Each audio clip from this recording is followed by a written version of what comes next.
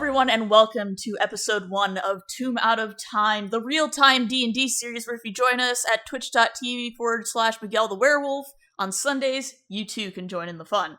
For those who are unfamiliar, so Tomb Out of Time uses a little bit of a different system. We use something called Streamloots cards, where you can basically purchase the cards and redeem them on stream in order to help or hurt the players. For those who are unaware, Tomb Out of Time is a... as you can see. For those who are unaware, Tomb Out of Time is based off of Tomb of Annihilation, which is one of the more infamous modules of D&D. We're taking the piss out of it, so we're going to go ahead and go left to right here. So we're going to start with Tavern Cat Records, who can introduce yourself, and for those who are watching live, credits are pinned in the chat. So, go ahead. Yes, I'm Tavern Cat Records. Everyone here knows me as Ben, so if they call up the name Ben, that's me, just so you know. Yeah, I play Jackson Mulligan, who you'll get to know more of later. Noid, it's your turn. Hello, my name is Noid, also known as Chaos Just on Twitch. I am playing the character Q, which is basically just me, but inserted into the fantasy with some twisties. And I usually stream on Wednesdays and Fridays, but if I miss out on a Friday stream, I try to stream on Sundays, but not today because of this thing.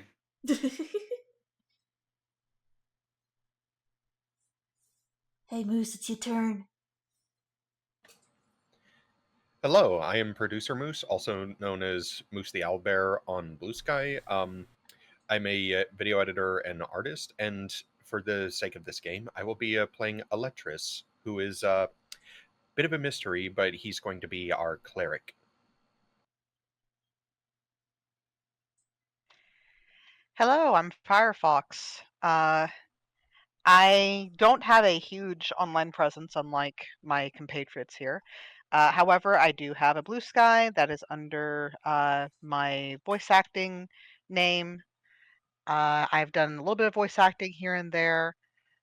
But for the purposes of today, I will be playing the character Talia, who, as you can tell, is not quite like the others here.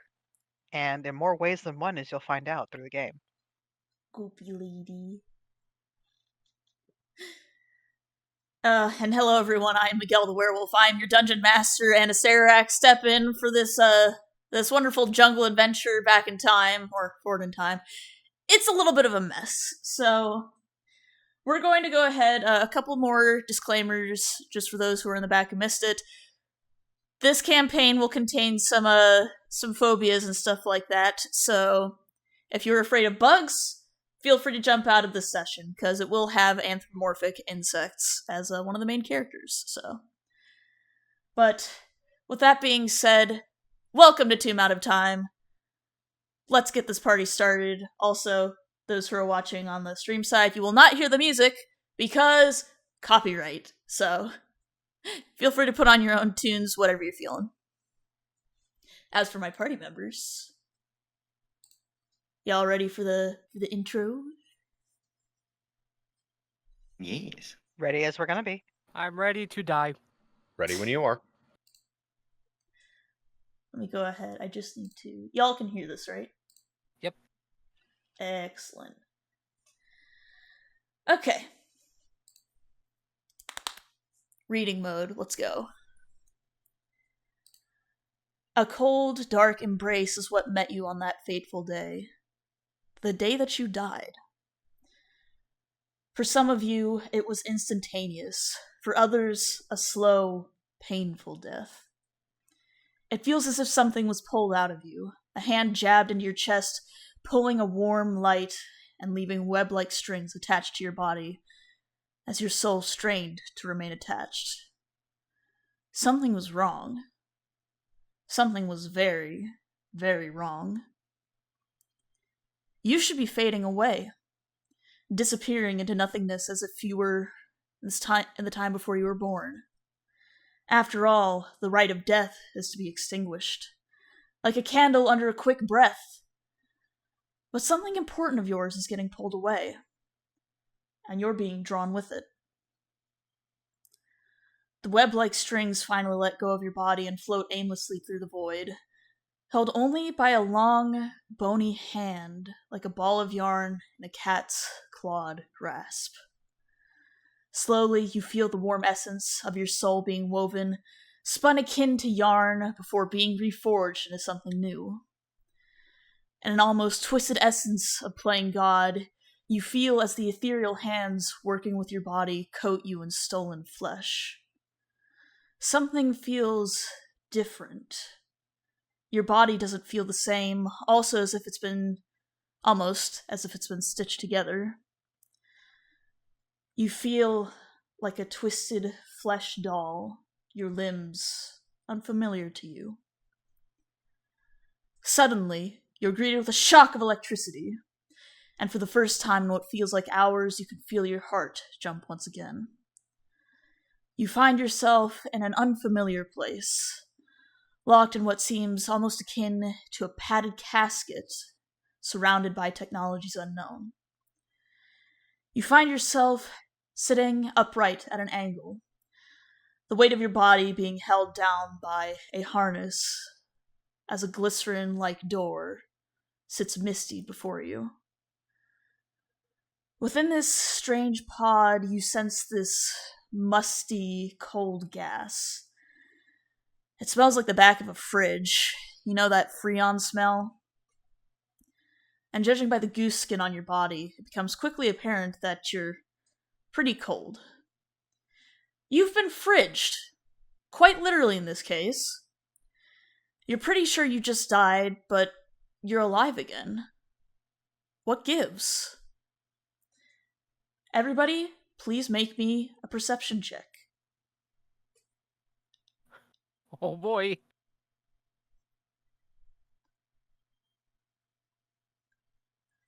Alright.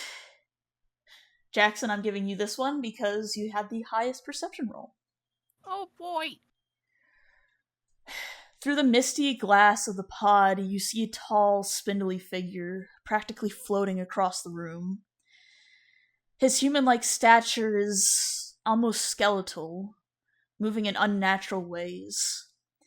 All you can see is his silhouette looming by one of the other pods. Despite his strange stature, he is coated in flesh, and with a needle he takes a vial of his own blood and sticks it into what's essentially a little hole in the side of the pod, and he presses a button. You hear a man scream as he bangs his hands against the pod door. The screams are guttural and painful, and you can hear this meaty, grinding twist. And as his screams fade, they change into insectoid warbling. 4 insectoid hands bang against the glass, blood coating them. And you hear whatever inside give an angry hiss. Yes, struggle, my finest creation. The fans love a fierce competitor. The spindly figure grins, sharp fangs made visible even through the mist. Then he turns to you, Jackson. He wipes the mist off the glass, revealing his sunken face, though his body is still somewhat shrouded in shadow. He gives a slight frown, brow furrowing as you see his face more clearly.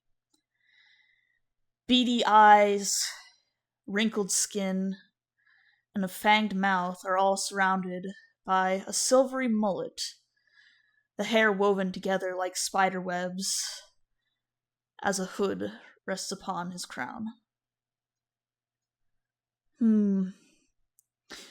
Not as tall as I wanted it to be, but it'll do.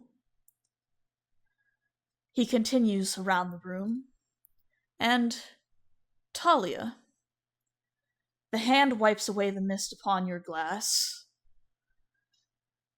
and he gazes upon you. He narrows his eyes, and he gives a frown. You, on the other hand, are quite the flawed work in progress. No matter. I'll come back after a quick meal and give you another charge of blood. Then you'll be beautiful. He gives an eerie smile, lips far too wide for the size of his head. Then he walks out of the room, the chitinous doors closing behind him. I need everyone to please roll me initiative. I'll go ahead and move us over. Yeah, there we go. Your token selection is not mandatory for this one.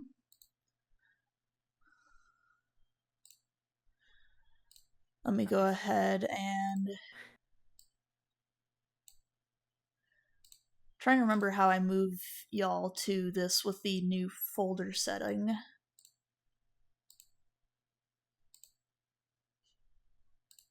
Help, help, I'm a boomer.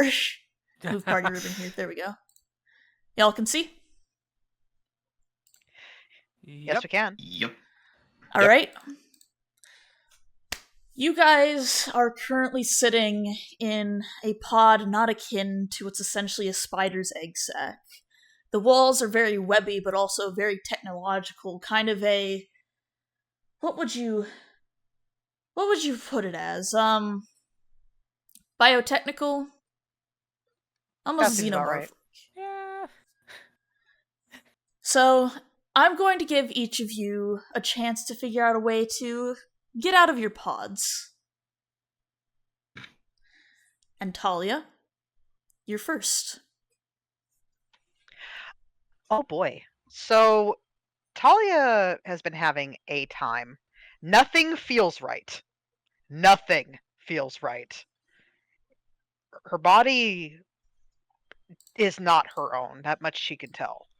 In fact, it didn't quite start registering to her until she attempted to move after the rather creepy individual. That's not the word that she would use. I'm just filtering it for y'all's benefit. Moved away from in front of her pod and realized that she could barely constitute.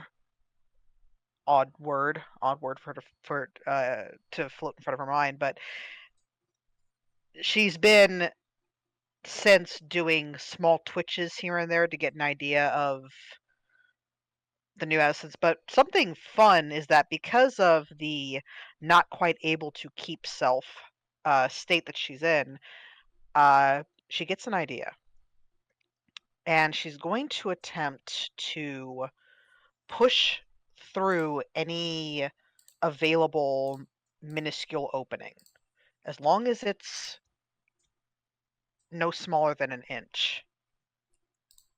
Okay. Roll me a perception check to see if you can find a hole. Perfect. Give me one moment.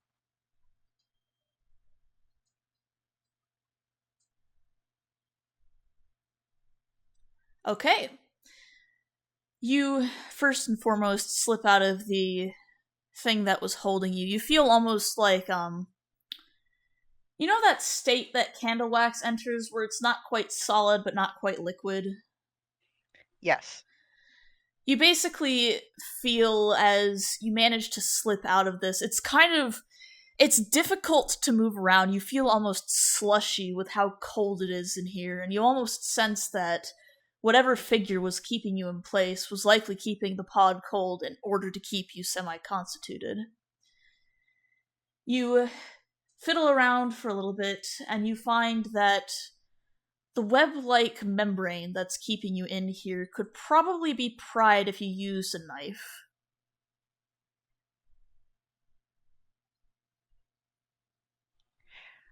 Does Talia happen to have a knife on her currently or nearby?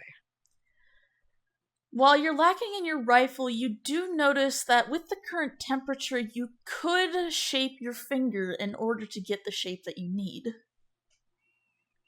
Perfect.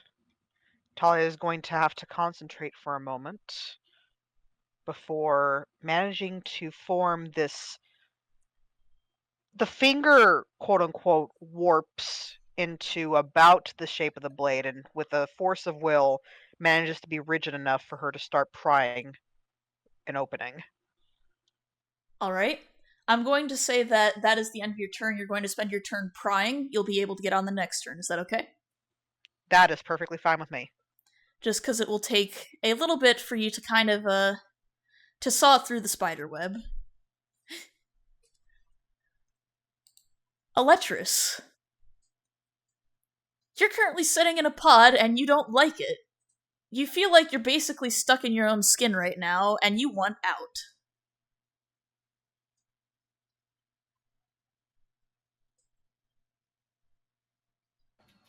Let's see.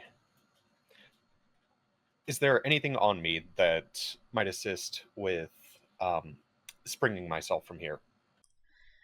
You are currently basically dressed in your underwear. The creature that made you just put you back together, and judging by some of the stitches and scars, yeah. Each of you is a little bit of a Frankenstein's monster sort of situation. Oh, that's fun.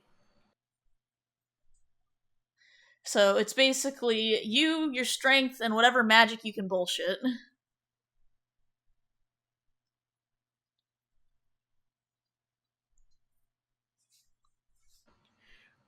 Let's see. Is there a way, because there are some spider web looking things that are basically holding this containment closed, correct? Yeah, so the way that I would probably describe it is, have you ever seen like a silk moth's cocoon? Yes. It's kind of that texture. It's thick, it's holding you together, but it's also very biological. All right. So I assume using Sacred Flame on this would be a bad idea. You would immolate yourself within the pod. Okay, strength it is. Okay, are you gonna try to, break out of the webbing? I'm going to try. Make me a strength check.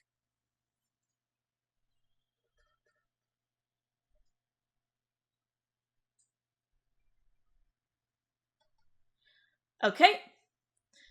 You manage to free yourself from the bindings holding you down, but you can't quite seem to get through the webbing. You think that if you manage to push up on the glycerin glass, you might be able to get out, but it's going to require another go. If you want to try pushing on that, give me another strength check.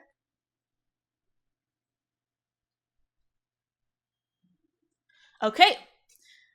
Eletris, you manage to break yourself out. The glycerin glass kind of pops off the top, and you are greeted with a far more warm room compared to the cold chamber that you were being kept in.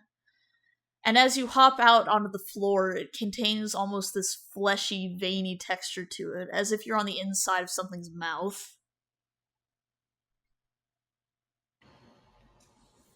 He just kind of mutters to himself, well, never thought I'd be on this side of things. You currently see that there are a few other people in their pods trying to get out. What do you do? I believe what I'm going to do is I'm going to go over to. Electra has stepped out of the pod on the right side, so he's going to go over to the nearest one and he's going to investigate to see who's in here and if there's a way to help them out. Okay. Jackson, please describe what you look like. Jackson, he looks like this very dark looking, like anthropomorphized fox creature. Though he looks very, very confused as he's kind of looking back at like the reflection of the glass to himself, as he just looks even more confused than he saw like a bug person staring at him earlier. And he's just kind of like struggling, just trying to get a look at himself, but he's probably like, I would assume he's like too constrained to even like move any part of his body to like take a look. So you can move your head. Your head is free. It's just kind of Okay. a thing where, I'm trying to think a good way to describe it. So you know how they'll fix people to stretchers when they're taking them to hospital to keep them from moving Yeah. around? Yeah. So you've got one across your chest, you've got them binding your arms, but your forearms and your legs are free. Okay. So you Yeah. currently see you see a figure looming over your pod. How do you react? It's like, oi, get me the fuck out of here, please. Can I hear him through the glass? What is your passive perception? 14. Yes, you can hear him. All right. So I recognize that whoever is in here, they can speak in a language that I can understand. Correct. And being that they appear to be calling for help, I'm going to attempt to find a way to help them out. All right. How would you like to help Jackson out of his pod? So I assume in the middle of the room here, I assume that Eletris can see this. Yes, he can in fact see the the three monitors set up in the middle of the room. All right. I think he's going to go over here and see if he can figure out what any of it means. Okay, go ahead and go over there and make an intelligence check. Oh boy, because he's good at those. Okay, you are familiar with the concept of this. You have heard that in other realms there's this technology where instead of writing things down on paper tablets or anything like that, these almost future men would type in on these strange things called a keyboard. You think that if you were to touch the computer, you might be able to figure out how to open the rest of the pods.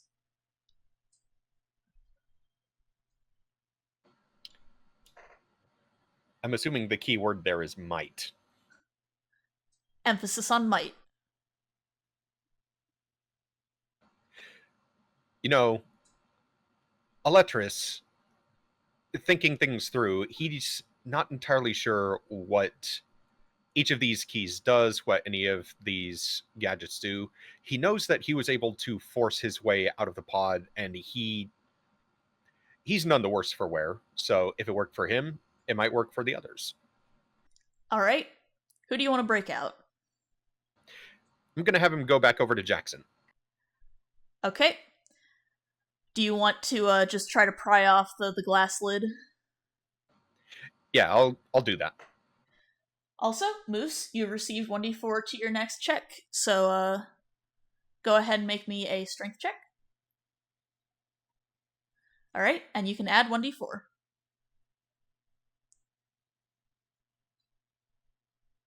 Alright, 15 passes. You pop off the lid, and Jackson can now see you properly. Do you want to describe what you look like? So what Jackson is going to see is this rather tall, fairly athletic looking man with very tan skin, white hair, and pointed ears. And if he happens to catch his eyes, the irises are purple, but there appear to be no pupils. Huh.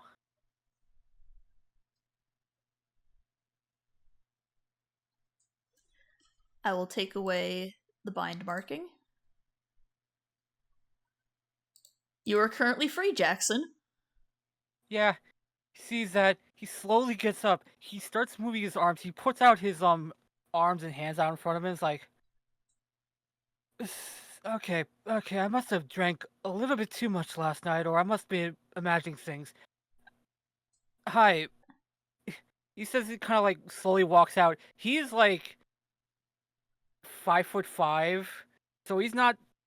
He's rather human sized, but he's like rather short compared to like probably most of the other people here.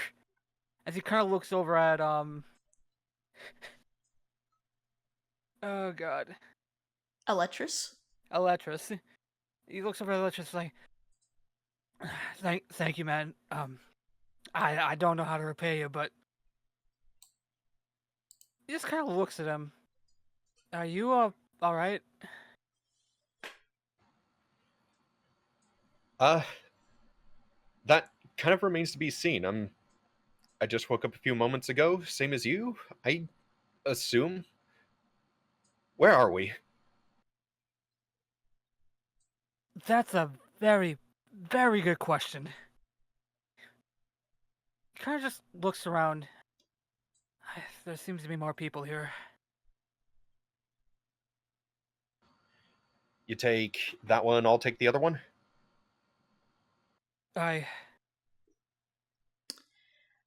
Hey, Jackson. Yeah? What year are you from? The year he was from, last I checked, was the year 2100. You are familiar with the concept of a computer. Yeah.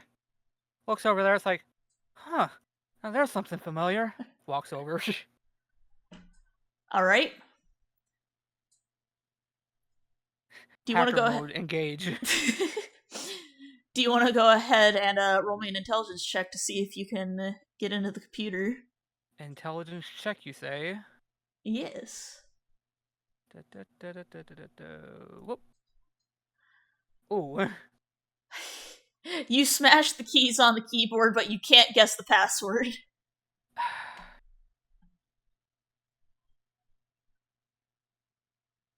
I'm going to go ahead and let Q take his turn to see if he can break himself out. All right. So, taking the quick stock of a situation, being tied down and whatnot, he's his natural reaction is to try to rip himself out of those restraints. Okay, make me a strength check. You try, and as you're like rolling around trying to get yourself out, you end up face down in the pod. Fucking damn it.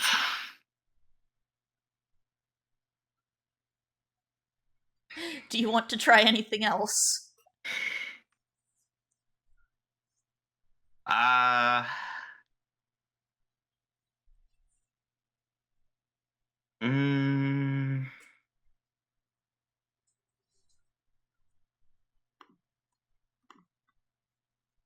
I'm not sure if he would really think to try anything else. All he can really, well, understand is the fact that he can't get himself out from his restraints. His self is feeling a bit odd from the usual, and he's not feeling as cold as he probably should be feeling.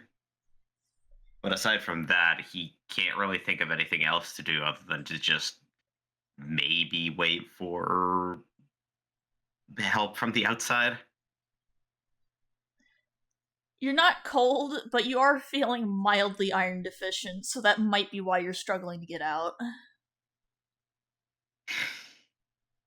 It's that woozy feeling you get when you haven't eaten for a while. Yeah, so he just lays his head back on the floor of the pod again and is like, I really should have probably eaten something before I got out of home. Can I go over and try and help him out? I will let you give it a try.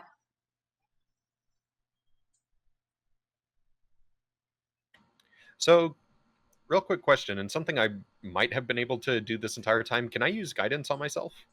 Yes, you can. All right, I'm going to do a strength check with guidance. Okay, roll me guidance. Alright, are you popping the lid off? Yeah. Okay. as you pop the lid off, you see that this pod mate is now currently sitting on his face, ass in the air, trying to get out, like an inchworm. You all right down there? Don't ask, please. I'm gonna try and grab him and help him up. Alright. You grab him, you help him up. Like you, he is cold to the touch. He feels like frozen carrots right now. Maybe someone turned the thermostat on his pod a little too low.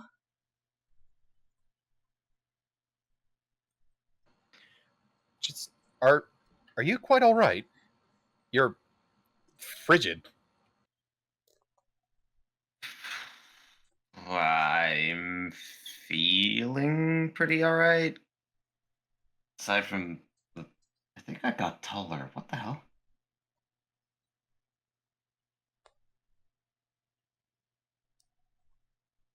Would you like to describe how you look, Q? So now that he's been properly stood up and is most likely out of the pod now, he is a decently tall humanoid. He has rather much paler skin from the normal usual humans, and but otherwise looks pretty normal. He has about shoulder length brown wavy-ish hair. Seems like it's trying to curl in on itself, but is restrained just enough not to do a full-on afro curl. And his ears are a bit longer and pointier than what you'd find on normal humans, and he has I suppose you could call them chocolate brown eyes with some rather heavy looking eye bags underneath them.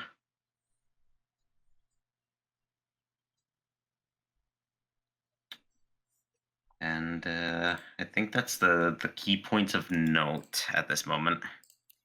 He's not quite John Human Man, but he's not too far off. Yeah. Alright. Q, you step onto the fleshy floor and you feel like it has a little bit of a trampoline texture to it.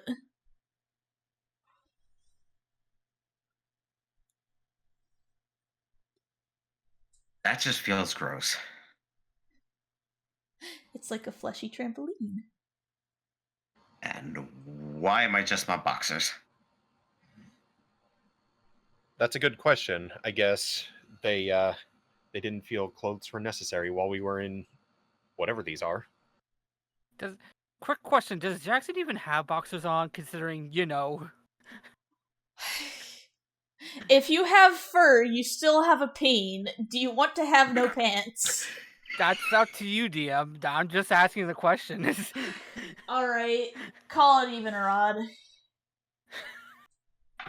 Even's because I like those odds. You have no pants. Let's fucking go. Just as I planned it.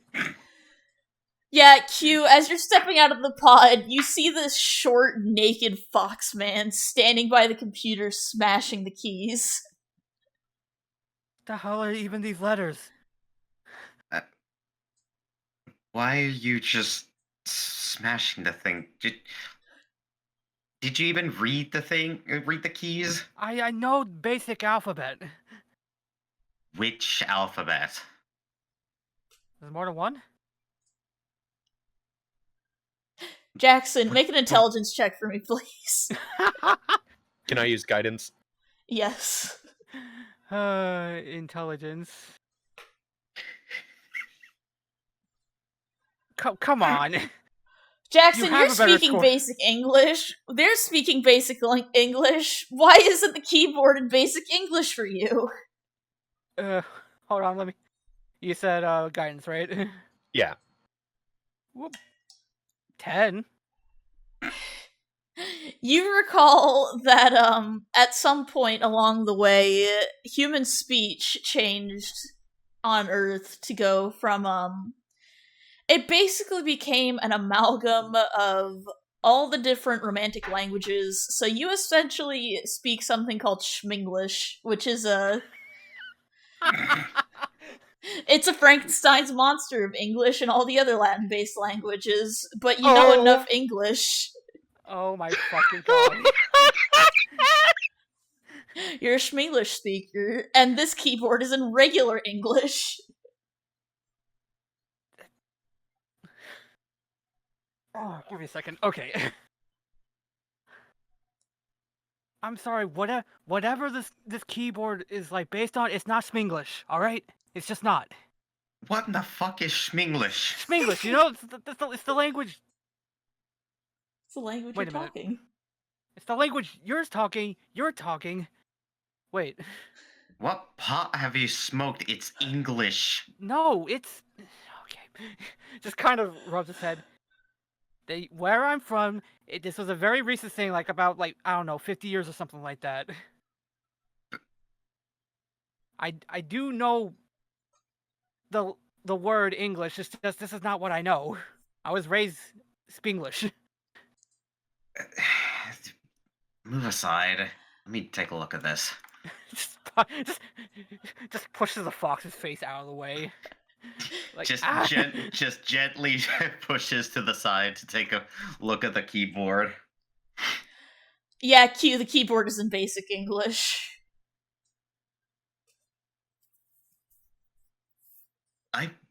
I worry whatever the hell this Schminglish is supposed to be. Jackson, do you want to write down what a Schminglish letter looks like on the floor? Sure. Okay. The Schminglish alphabet is literally the English alphabet, but it's upside down.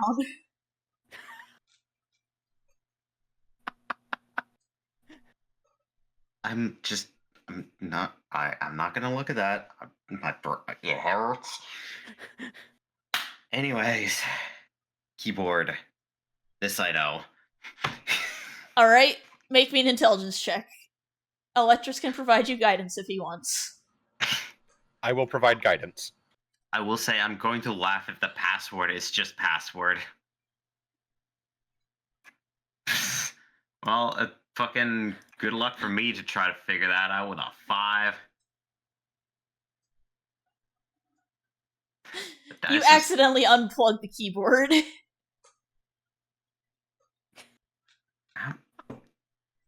How the fuck is that even possible? Is this going to be our door? Is this going to be our door? Our fucking keyboard? Talia, you can sense these bozos fucking around with the keyboard. And for the rest of you, you guys basically see as this blue goop comes out of the side of this pod. Just trailing out of the side into like a orbis shape before it starts to slowly work its way into a bipedal humanoid form.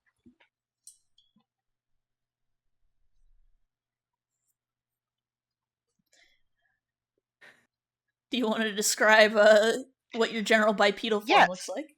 So it's got approximations of arms and legs. The hands are still working into being, but slowly you can see a semblance of a face being formed. It's got a bit of a rugged kind of jaw. The hair, quote unquote, seems to be not always present. It seems to be just kind of y'all seen Atlantis: The Lost Empire. You guys know what happens when Kita turns into the crystal, right? That kind of effect with the hair. Alright. Goopy. Okay. And it looks like there's bubbles within this being as the eyes, quote unquote, seem to be scanning the room and locking on to y'all before striding over rather powerfully.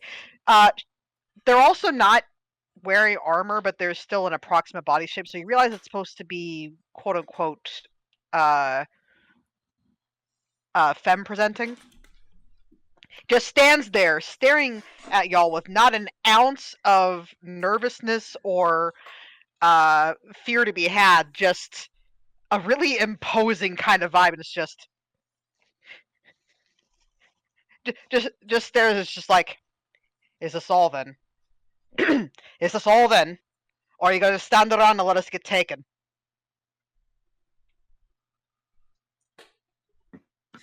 You guys see a goop lady standing about 10 feet away from you. Huh.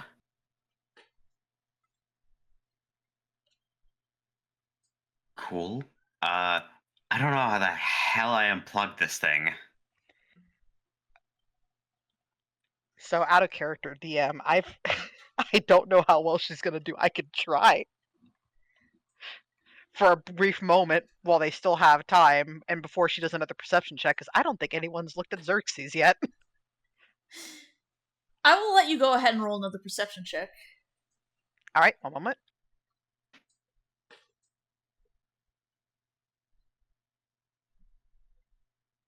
All right. Also, yes, Noid, you get a +3 to your next check, attack, or save. Hell yeah. Black belt half provided. Yay. So, Talia, right as you're looking over to Xerxes' pod, you hear this chewing sound. I don't know if you've ever heard the sound of carpenter bees chewing through wood, but it's akin to that, and you notice that something's a little bit different about the glass on this pod. It's almost become softened since the weird spindly figure changed this man. It's soft and fleshy, and as you hear the chewing grow, a pair of blue jaws burst through. As what you're essentially seeing is like a xenomorph burst on a 7-foot tall scale, as this huge, like, dark blue shimmery bug with limp wings rises out and gives a screech. Talia's immediate words are what sounds like curses, but not in a language y'all understand, and just, and of course there's Emperor damned Xenos! And she gets in the way, looking like she's about to try and throw down with this thing. The fuck are you on about? Just jumps back seeing the bug.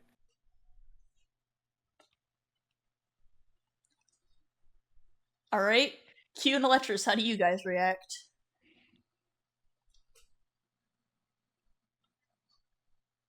Well, Q mostly just jolts at the sudden bursting out of the pod, but otherwise is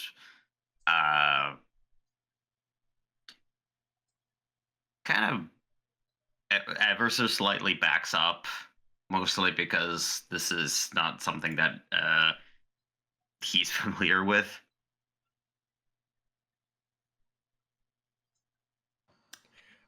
Electris's reaction is a bit similar, though he also kind of crouches slightly, kind of balancing on like the tips of his feet as if at a moment he's ready to either run or spring forward to fight. Alright. You guys see as the bug creature attempts to crawl out, and he's really struggling to do it. You can see as his jaw kind of splits. It's not just a 2-part jaw, it's a 4-part jaw, akin to the predator, where it opens up and he continues to chew at the membrane, trying to get himself out. And as he's looking over himself, he just lets out kind of almost a disgusted chitter.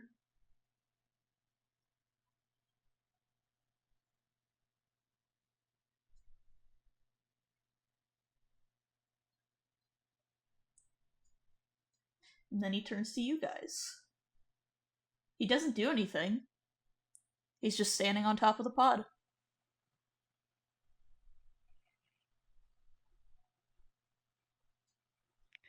The goop lady's eyes narrow as if she's waiting for an indication of hostile intent, while eyes kind of dart around looking like, okay, is there anything I can grab for an improvised weapon? You can The grab the ranger has keyboard, received probably. guidance. Alright, you can't grab the keyboard, it is detached.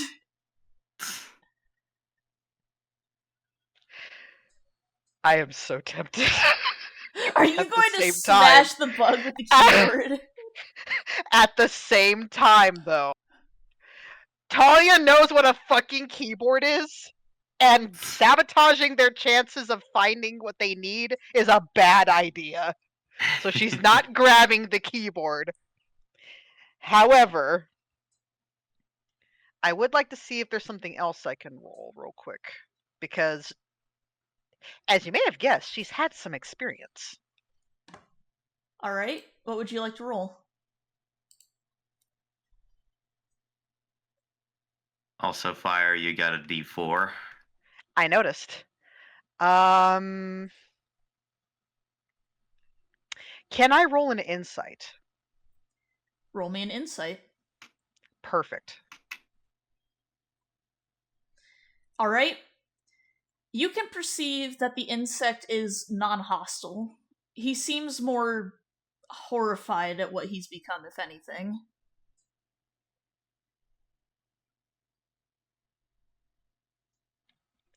Talia's stance ever so slightly relaxes, but she's keeping a very wary eye on this thing.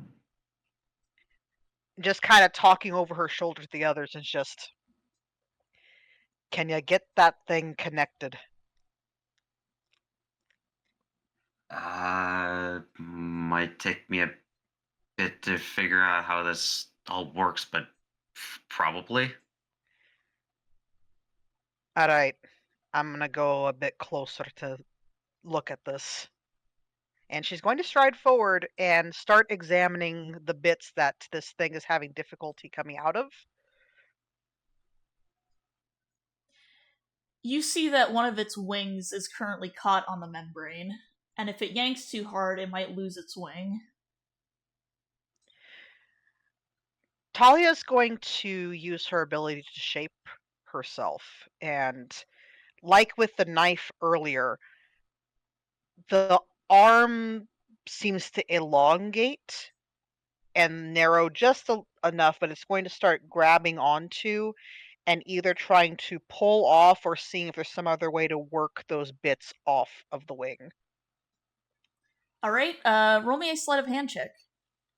Oh boy. You have guidance. I already used the D4 on the perception. He's casting it on you. Oh, okay.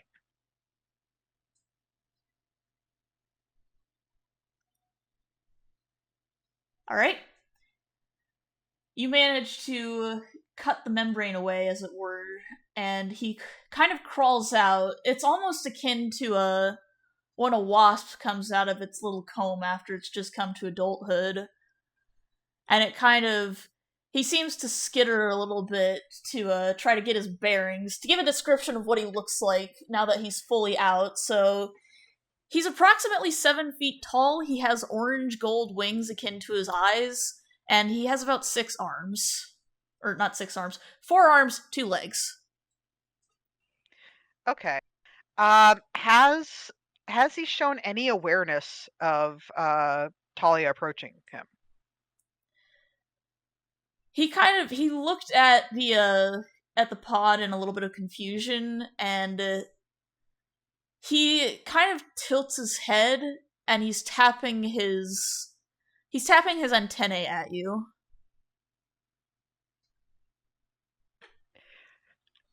You're gonna see Talia's head just kind of jerk back from the contact with the antennae for a moment. It's just, oi!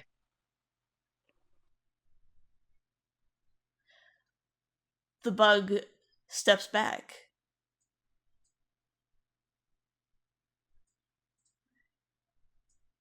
And then you see, as his mouth opens, and a raspy voice comes out.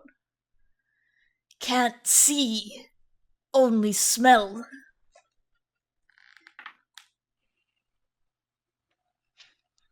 Talia's eyes narrow and just... Uh-huh. You can't see me or you can't see everything.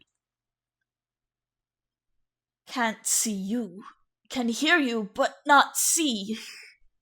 And you can tell that he's really struggling with getting his words out.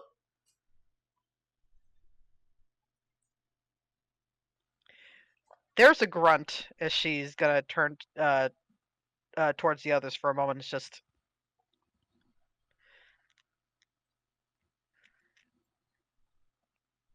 I can say it's not like any Xeno that I've come across, but I can't rule anything out yet. Still, doesn't seem to be a threat at the moment. Wait, Zeno, you talking aliens here? Talia is gonna blink and just... Alien... What the fuck are you on about? Aliens. Where I'm talking products of the warp, you daft bastard. Blinks. I feel like I'm not in Boston anymore. Alright. Q shows a slight hint of recognition at the word warp, but mostly just returns to the task of getting the keyboard plugged back in and trying to not somehow unplug it again. Talia, you're asking yourself, what the hell is a Boston? Yeah, Talia is currently examining her situation. It appears to be mostly civilians, whatever the fuck kind of Slanesh damned creation is to her side at the moment. Which is probably accurate given the state of the chamber that they're in. Only something like Slanesh or maybe, oh, come on, I'm always so bad with names. Nurgle? Nurgle, thank you. Either Slanesh or Nurgle would be the closest approximation that she can come up with, which, again, how the hell?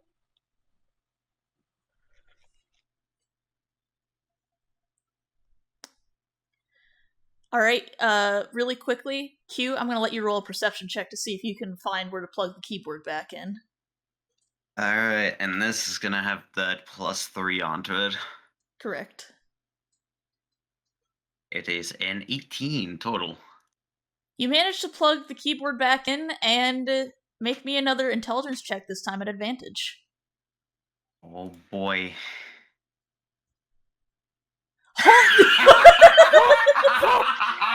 Let's go!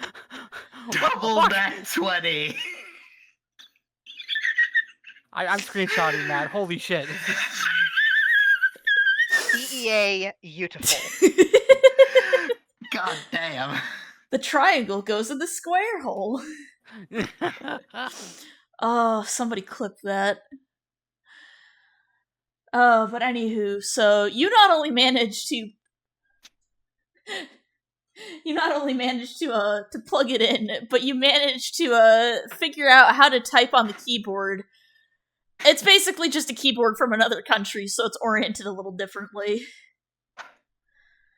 But yeah, Q just lets out a small sigh. Christ, couldn't this have been a QWERTY keyboard? you type in on the keyboard, and you kind of you take a moment to like try a few different passwords out. You have a moment of realization. The password was 1234. I hate it here. At the realization of it being 1234, he's just like, whoever I kept this must be a fucking moron.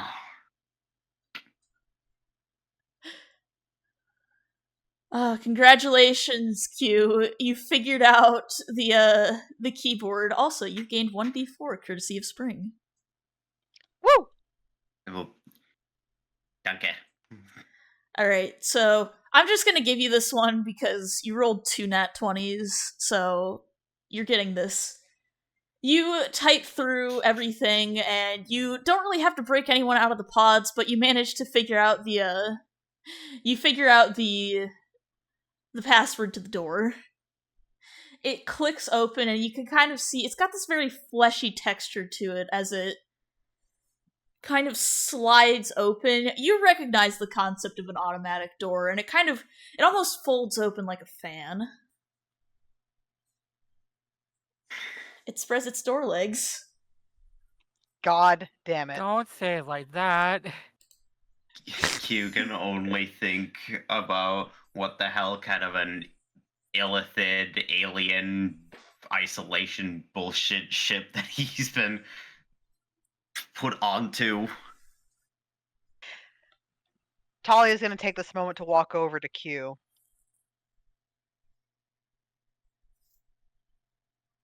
Leaning over him, which is going to feel interesting with the way her body feels. It's like there's this membrane there, so it's not just like, it's not like 100% goopy. It's a little sticky, but there's a sense of kind of pressure. She like leans over him to look at the monitors, just like, do they have anything like a map or a layout, like, any kind of blueprint? Because we need to arm ourselves and find a way off of this off of this Emperor's damned place. Let me check through real quick. Alright, roll me a perception check. And then there's the D4. Perception, and then plus the D4. That's an 8. Ah, I jeez. hate. I was gonna say, can I assist? Well, assist would only be a +1. Yeah, never mind. No, it would be an advantage in 5e. Oh, really?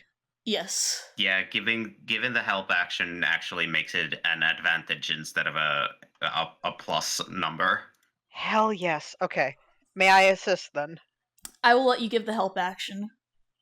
Perfect. All right. Much better. That's a 16 total. Alright.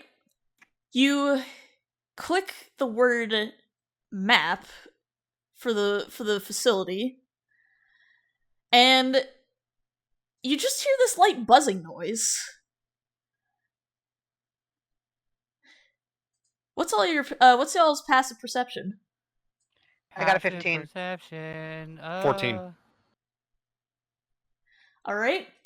15. You guys see as the 13. bug's head pops up. He walks over a little bit, and his antennae are kind of flicking. I know. You know? Saw a map and head. Could see it, but hear it. Talia's eyes are once again Huh. narrowed.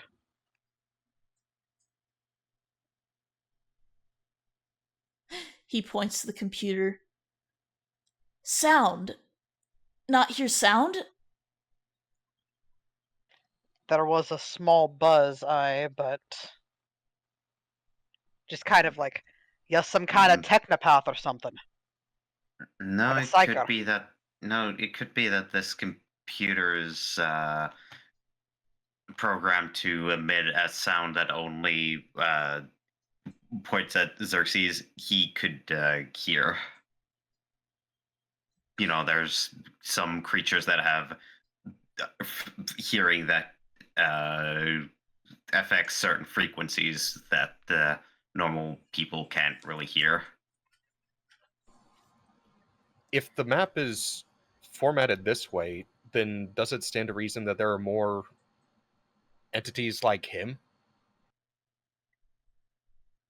That's when Xerxes... Oh, sorry.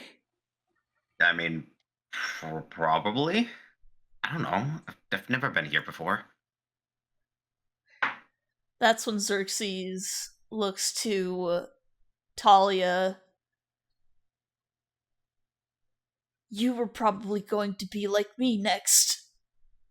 Thing that trapped us here turned me to goop like you, then turned me to this.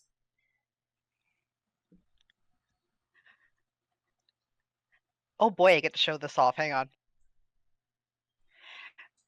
Anyone looking at Talia is going to notice that the bubbling has now reached a low boil within her body as Oh. a very discernible, displeased frown forms on her face. Just, oh, they were they?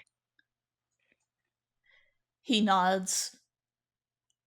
I was green, then turned blue.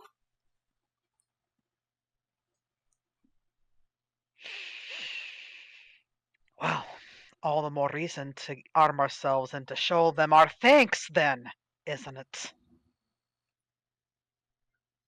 So you're saying you know what you have the map in your head? That's basically what you're saying? He nods. Where's the armory, then? He flicks his antennae for a little bit. I do not have a specific map for the armory, but to TLDR, you all get some very insectoid-looking technology as your weapons, but it works. Boy. Talia seems incredibly familiar with the rifle and sidearm that she finds, despite the technology looking rather advanced for what it is, and then also holsters a knife on the leather armor that she managed to find. Still sounding incredibly disgruntled about the selection, but you can hear rumblings. Okay. So, I assume you guys are ready to make your way through the rest of the ship? Yeah. Also, Black Belt, to answer your question, since for those watching, he's asking what he can polymorph someone into. It is usually GM's choice to keep things balanced. But it's usually limited to the challenge rating equal to the level, so. Alright, so. You guys get yourselves all armed up with the, frankly, alien weapons that you guys find aboard the ship. Also, just hang on a moment. Hanging.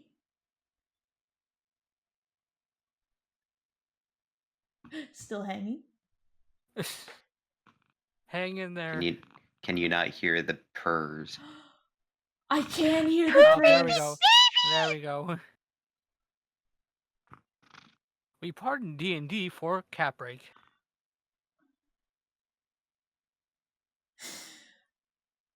Baby! Bess has given us their blessing. We love the kitty purrs. I swear, one of y'all... Okay, I'm not gonna make anybody, I'll make this very clear. One of y'all should have a Tabaxi as a backup. It would be very fun. Can't be me, I already played too many of those fuckers. It's okay, you're excused. I've got an idea for one. Pocket it, we don't want to give people spoilers. I already know what I'm doing for my backup character, so unfortunately it can't be Tabaxi, but it will still be enjoyable, I hope. I also have a slight idea for my character, though. The execution's gonna be Trixie. We'll cross that bridge when we get there. Hopefully no one dies on session 1. God, I hope not. Who knows? I mean, it is Tomb of Annihilation, though this is all homebrewed sections, so take that as you will. But as you guys are making your way through the hallway, you come across a familiar but unfriendly sight. As you're making your way through, Xerxes basically says that, gotta get off the ship. Gotta get off. Then regroup. So we're going to go ahead. I don't want to move the map, I want to move the ribbon. Oh. Let me clear the turn order. As you guys continue to make your way through corridor after corridor, you come across more species akin to Xerxes, albeit these ones are red. They look to you, and they let out a hissing chitter as they point to Xerxes. And you see as his antennae kind of flick a little bit. He chitters back and pulls out his own rifle. Roll for initiative. Oh boy.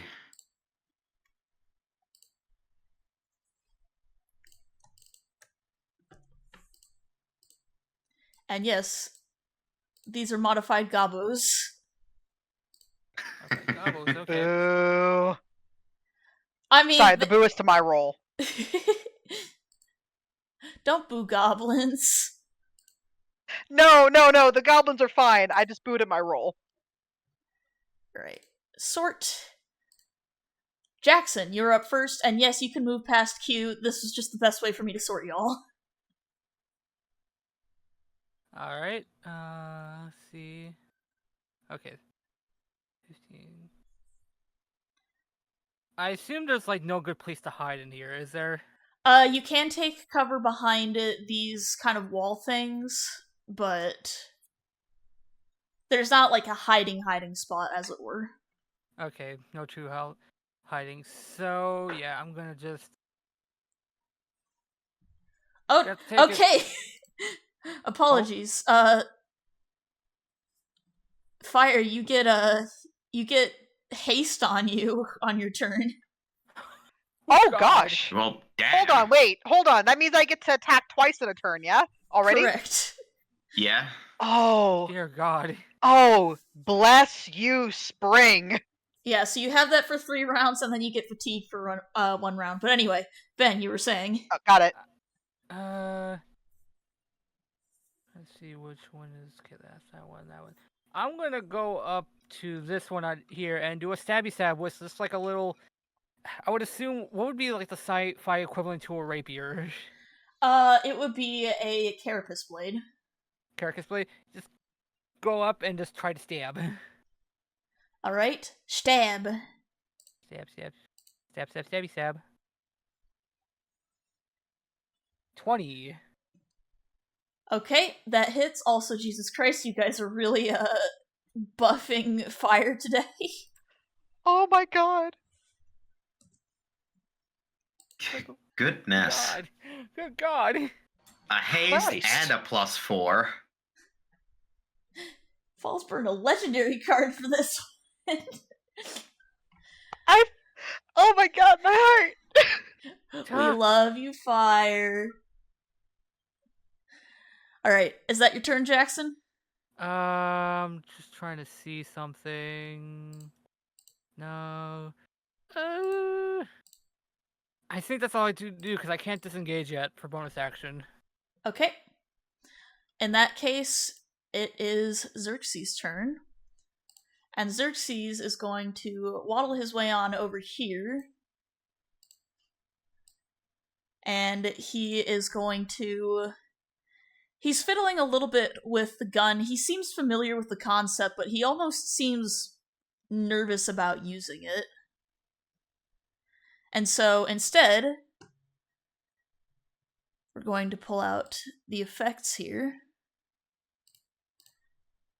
He spits some acid at this guy.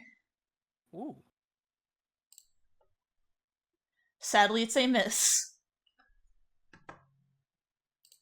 Alright. It's this Grilled Grunt's turn, and he has -1 to his attack because of Black Belt's help. So he pulls out his spine pistol, and he is going to aim at eeny, meeny, miny. Okay, I'm rolling for this. Alright. He is going to try to aim at Eletris. Going for Goddamn. the healer, how dare. Jesus. Oh my god. Oh no. Okay, Eletris, I assume, at 24 hits. It does. Okay, you take 7 piercing damage. I'm so sorry. Ow! Q, it is your turn. That was half my health. You have a lot more health than I do. God. Okay. So I'm pretty sure Q got himself equipped with the alien equivalent of chainmail and has like an alien looking shield on his arm. Not entirely sure if he would have like an alien pistol looking thing or some sort of melee weapon. What was the weapon that you took in character building? It is well, I have a short sword and would be 5 javelins. Alright, in this case, you have a carapace blade, which is your short sword. Okay. Also, Electrus, you gain 1d4 HP, thanks to False. Thank you, False. Okay. So, think from here, though he is a bit unsure of how to properly use the blade, he is still going to move up to like right here. No, right here next to Jackson, and would give this one a good old schmick, a good old schmack. Alright, roll me. Hiya. Alright, you stab in his buggy guts.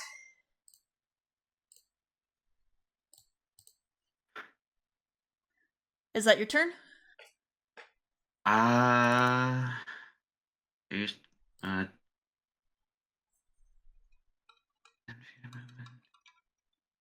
use the action.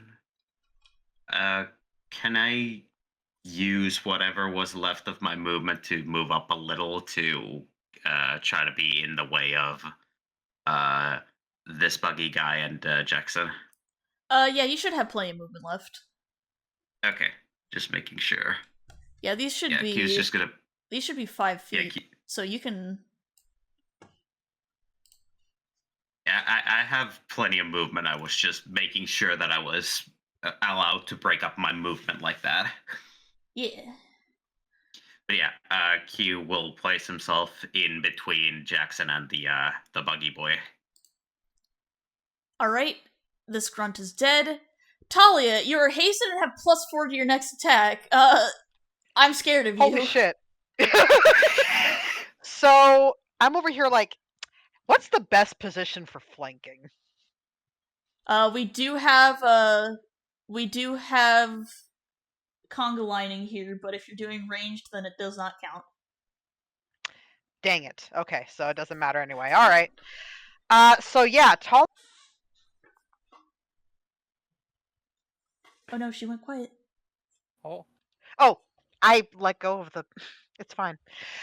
Talia's going to move close to the wall, and she's going to do a small crouch. You see her holster the rifle in a very, very practiced manner, and take aim at this buggy boy here. Okay. To give a little bit of clarity here, these are like little half walls, so you can crouch behind them for cover. Perfect. Then that's exactly what she does because again, she's got experience. Okay. And you can attack twice. First attack roll. Oh god, hang on. Hanging. Mistakes are made when using control and trying to scroll wheel at the same time. Oh Oh god. no. Also, you get 1d4 to your first attack. Oh my god! y'all are going ham with Talia. Huh? Jeez. Also, Electra's got a +1 to whatever. Okay, go ahead and roll me. That just hits. You kill it in one shot. Damn. Beautiful. So basically, headshot, and she's immediately focusing on the next one. Okay. Shoot your shot. Sadly, that is a miss. That's all right. She's going to duck down to make sure that the cover works. Okay. Eletris, you get +1 to your attack. So what Eletris is going to do is he's going to scoot his way down here behind Talia, and he's going to use Sacred Flame. All right. Go ahead and roll me.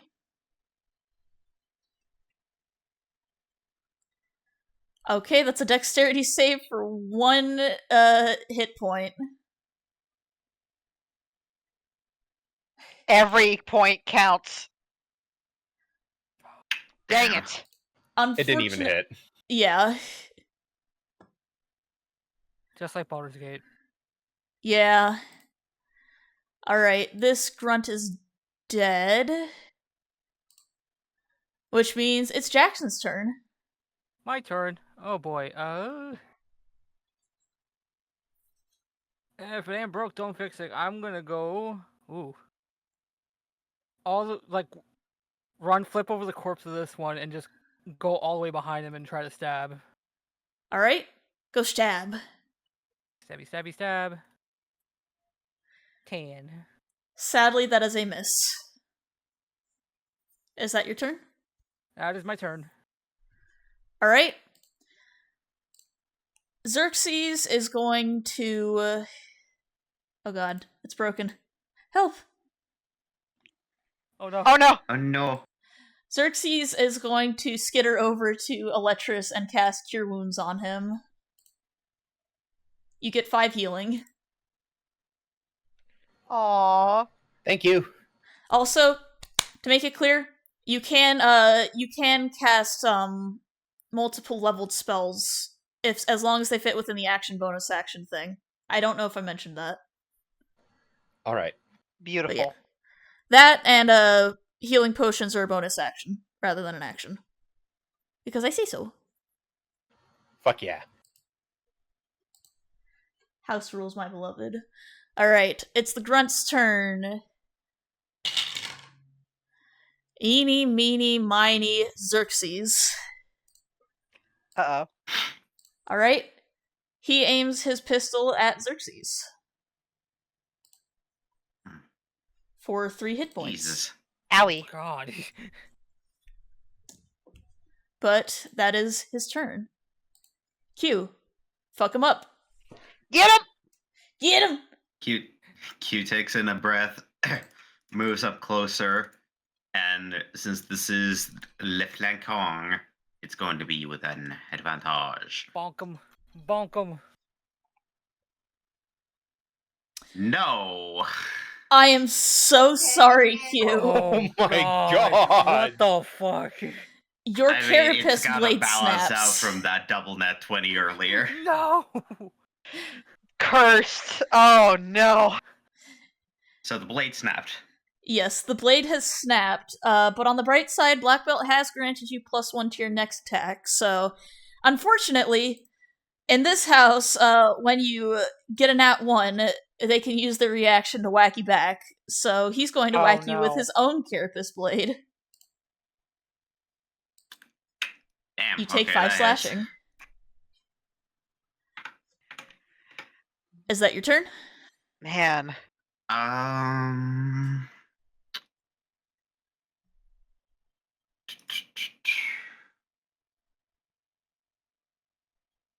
Yeah, I think that unfortunately that is all I can do. Alright, Q, you've just gained 1d4 to your HP. Woo! Oh, wait. Let me just roll that real quick. Oh, yeah, Yes! 4 HP back. Yeah! Let's fucking go. It's like nothing Max happened. heal, let's go! I still technically took 1 HP of damage, but yay. Alright, Jackson gets a 1d6 inspiration. Talia, it is your turn. Ooh. I still have haste, correct? Correct, you have that for 3 rounds. Perfect. Yeah, so she is going to once again pop up from behind cover with the rifle at the ready and aim at the other boogie boy. Alright, Go pew pew.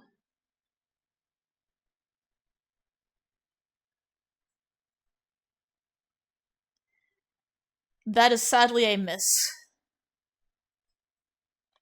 Trying again. That Yes! hits. He is Ooh. dead. Encounter Holy over. shit! Every hit has been a kill so far for her. I am terrified. Alright, that's encounter over. Are y'all ready to move to the next room? Let's go. Yeah. Talia terrifies me. Yeah, I think Q's gonna, for a few moments, hang back, letting the group know that he'll catch up in a moment, and Do you want to DM me on Discord what you're going to do? yeah, give me just a moment. Gotta find you first. What secrets between the player and the DM? Scandalous. Staring. There you are.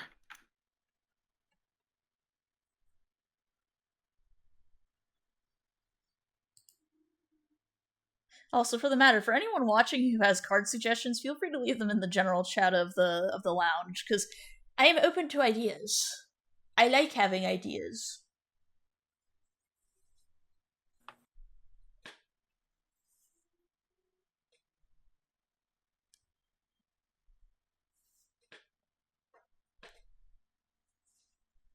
I think I know what you're doing, but just so that we're on the same page. Yeah. Okay. Q, I need you to make me a Constitution saving throw. Got it. Oh no. Okay. I have good news. So you're very lucky. You got into the honey gland rather than the acid gland. So Understood.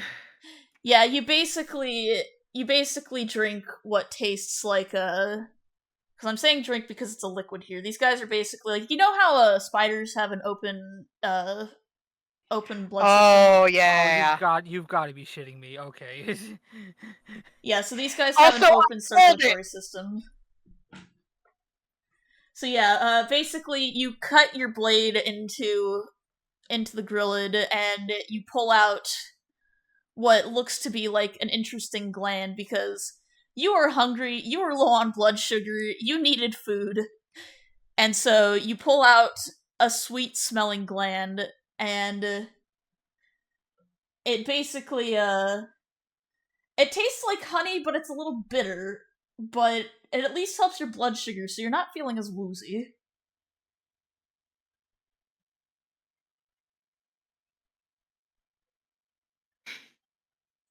Yeah, he's gonna sip until he's satisfied enough, and wiping away any excess, he will return back to the group. Okay, so I will tell you this. You were gutting the grunt open to try to get food out of it. How do you clean your hands off to get the blue blood off of you? Uh, is it possible to try and wipe some of that stuff onto the either the walls or the floors? Roll me a perception check. Get it? Okay.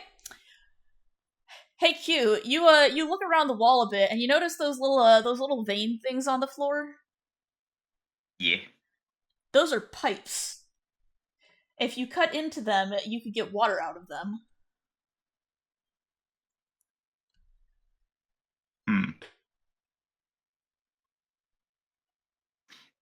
Yeah, he'll most likely do that. All right. So you basically you clean your face, you clean your hands, you clean your chest, and yeah, because the rest of you are ahead of him, so no one is here seeing this. When Q rejoins you guys notice that he's dripping, like he's dripping with water. Buddy, why are you all wet? Found out the accidental way that the see the little vein things in the floor? Those are water pipes. Okay, but why would you be going stabbing around them? I wasn't trying to. Q had basically picked up one of the carapace blades from the one of the dead grunts. I kind of dropped this. Okay, Q, I need you to make me a persuasion check. Yeah, I was about to say, I kind of want to insight that. if that's Persuasion okay. or deception? I was about to say. You know what? Let's go with deception. Q, make a deception check. All right. Do we have to roll insight against that? I will or- let Jackson roll an insight, since he's the one having conversation. Yep. I'm not even gonna use the inspiration on that. Okay. You believe him, Jackson. You think that he just accidentally stabbed the floor while he was getting a new sword. All right. You know what? Crazy. I mean, it's technically not incorrect given the slight awkwardness that he had when wielding the blade in combat earlier. Honestly, you know what? Talia's eyes are gonna narrow, but she says nothing. Honestly, you know what? Let's just get off this whatever the hell this thing is first. The hell kind of dream is this? Alright? I don't think this is a dream. It feels real enough. You say, Let me tell rubbing you your this. wound. Let me tell you this right now. Operate on the logic that it's not a dream, especially if there's anything to do with the warp. Yes, but Look, she says very authoritatively. Do you want to survive this or not? he hears that his tail firmly goes back, like straight out. It's like, yes, ma'am. Mental note, Talia scares them straight. Or in this case, bisexual.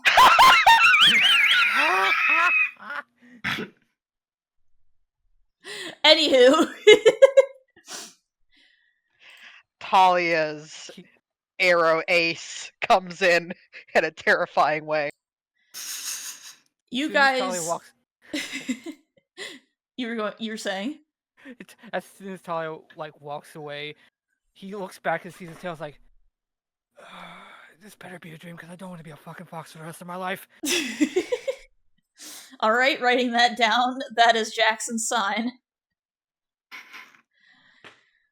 But you guys continue to make your way into the hallway, and Xerxes is basically kind of... Whenever he's, about to turn a corner, he's flicking his little antennae to kind of get a feeling of where to go, and he's just like, Escape! Escape here!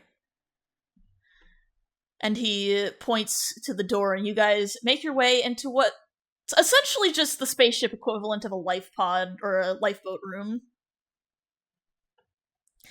And there is a bunch of bugs.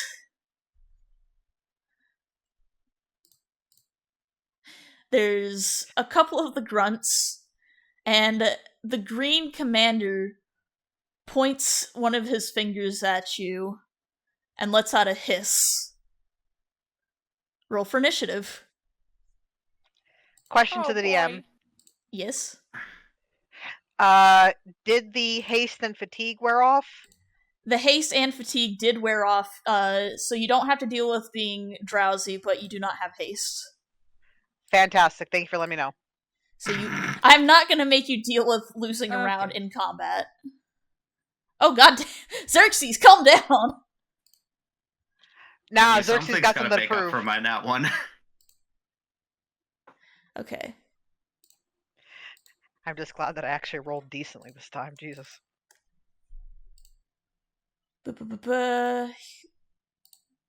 Grunt number 1. Goddamn. Aw, thank you for healing Xerxes. Yay! Let me roll that real quick. 1 hit point. It's... Health is health! Health is healing. Especially at this Yes. level. Okay, Yep. and then I need to roll for the commander. I'm going to say something now. The gray ones are technically not combatants, so you guys don't have to worry about them. Okay. Treat them like bees. They will only attack if you attack them. So just the brown and possibly the green one. Okay. Somebody tell Talia that. Oh boy. Aw, thank you for healing Xerxes Moose. I'm going to, for Xerxes' sake, I'm gonna just use the ones that I have here so I'm not typing up all the time. Yeah. Oh damn. 1d4 to next attack for Jackson. Oh boy. Woo! Good news, Xerxes is back up to full health. Alright. Also, goddamn, it is Xerxes' turn, so Xerxes... I don't know how you guys are doing that graphic. I don't know why it's exploding, but it's cool. But Xerxes is going to... You guys basically see as he kind of assesses the situation a little bit. He just crawls up onto the wall, do a little skitter, and he's going to try and breathe acid at the commander because he's recognizing him as the larger threat.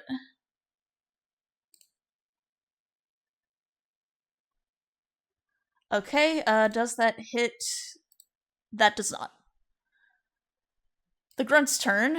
It is this grunt. He's going to come up to you, Electrus, and he's going to try and stab you with his blade.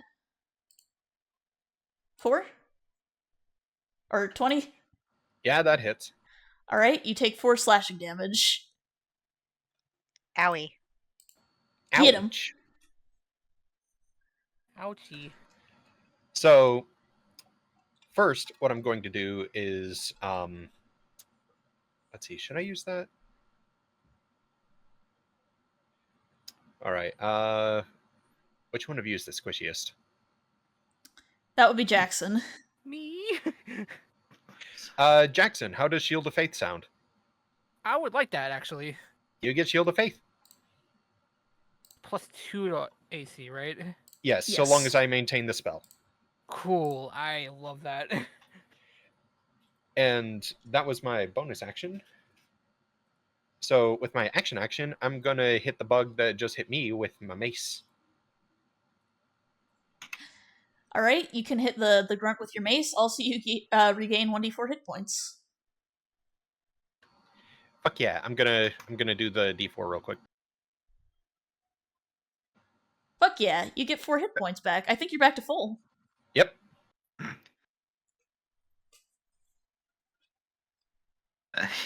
Come on, Electrus. We Sadly, have that is such a a miss. nice. We have such a nice audience. Well, that's my For turn. now. They're so forgiving right now. Just wait till the dinosaurs show up. They're not going to be so forgiving. Alright. Talia? You see a bunch of All bugs right. around you, and you're feeling really aggressive. Yeah, so, Considering one just attacked, they're probably going to pull the aggro first, so there's a small mercy there.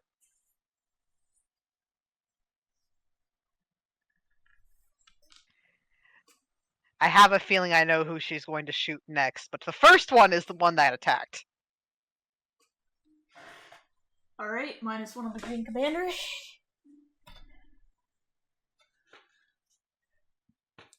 Alright, 13 sadly does not hit. Dang it. Okay. Is that your turn? Let me double check something.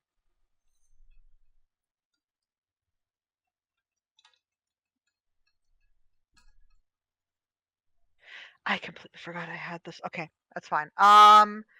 For now, though, when I next make a hit, I do have something. Okie dokie. It is the commander's turn. You guys see as, unlike Xerxes, also, Jackson, you get +2. Unlike Xerxes, whose wings are kind of... They're still wet, as it were. So they're still kind of drying out and strengthening up. Q, you also get +1. We are going to eeny miny moo this. Oh no, my dice. Q also gets a D4 for attack when it's his turn. Yep. Oh boy. Alright, so the Grilled Commander. Can he reach? Yes, he can. He is going to shoot at Xerxes.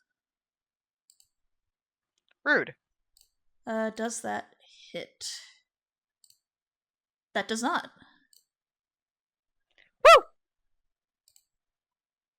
That does hit. Owie.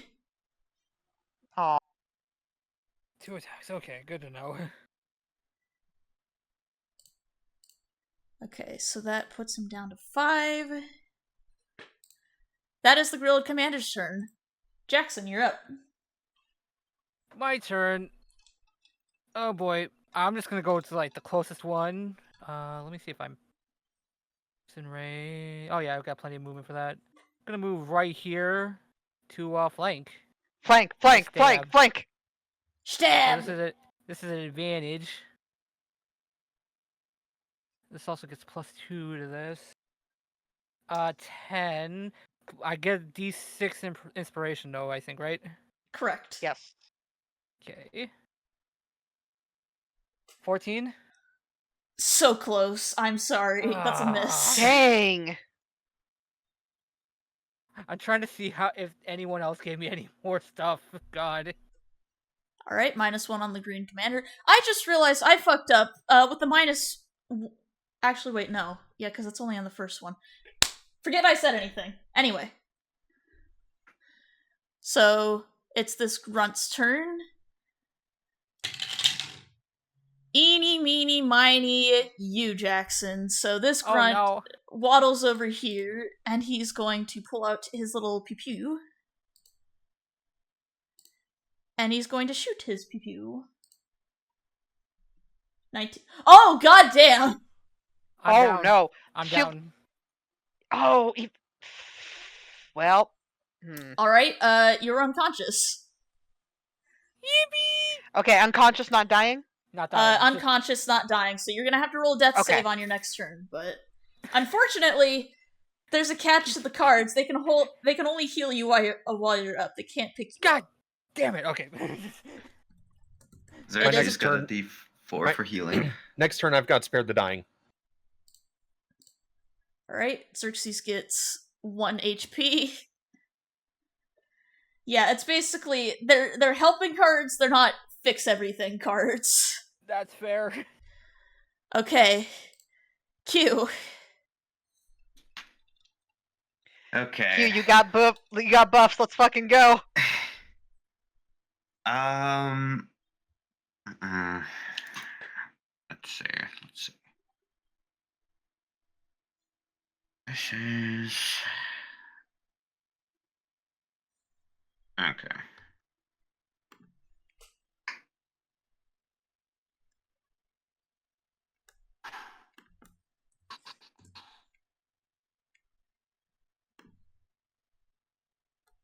I think that yeah, that grunt rolled max damage on Jackson. Yep. Good Of God. course, my luck. Uh.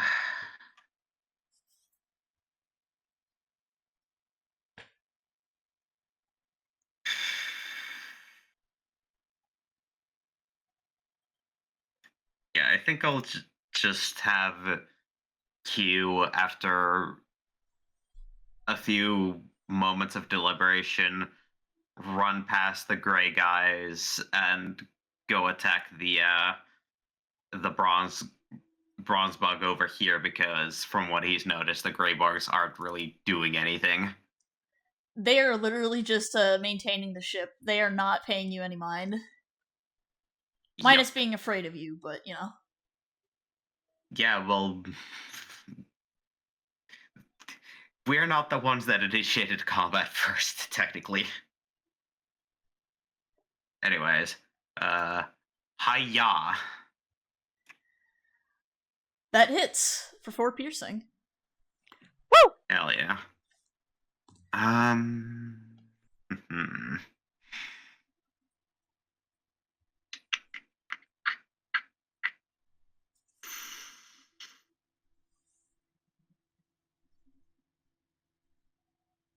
would I be able to use my natural weapon with a bonus action, or no? Uh, let me double check what the stat block says. I feel like it was a. Oh no. Let me just double check this so that I. Oh, next player alive is a dinosaur. Is that Xerxes? Yeah, that's Xerxes. Oh god. Oh my god. Goodness. Okay, It's more of a case of would it be possible to use a bonus action to make the attack without the proficiency bonus on top? I'm just gonna permit you to use that as a bonus action, honestly, because they use it. They use it as a bonus action for other characters that I've seen, so I'm gonna allow that. Got it. All right. Oh, boy. So, did the short sword attack, and now, as a bonus action, I will use the natural weapons.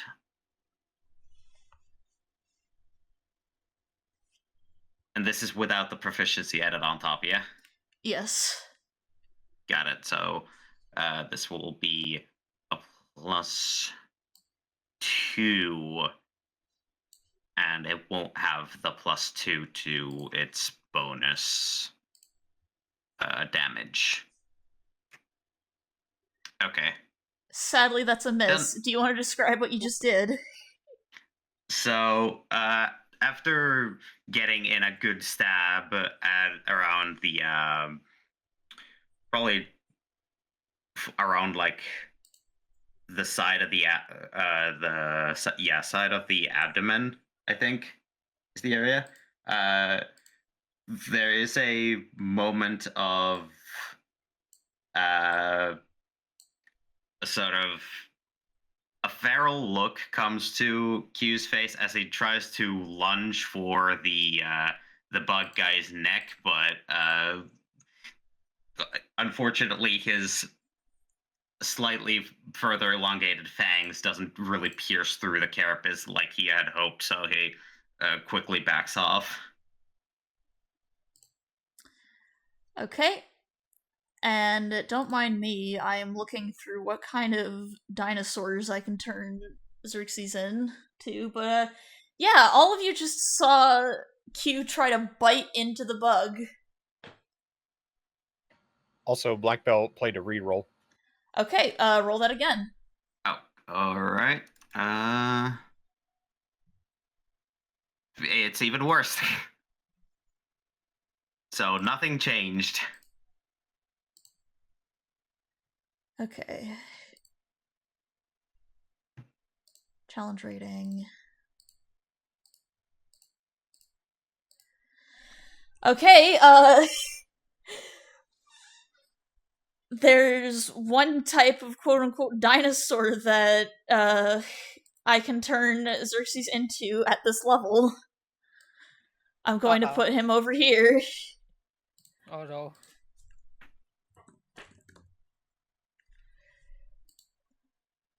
Is it tiny? I think it's big. Yeah, it's big.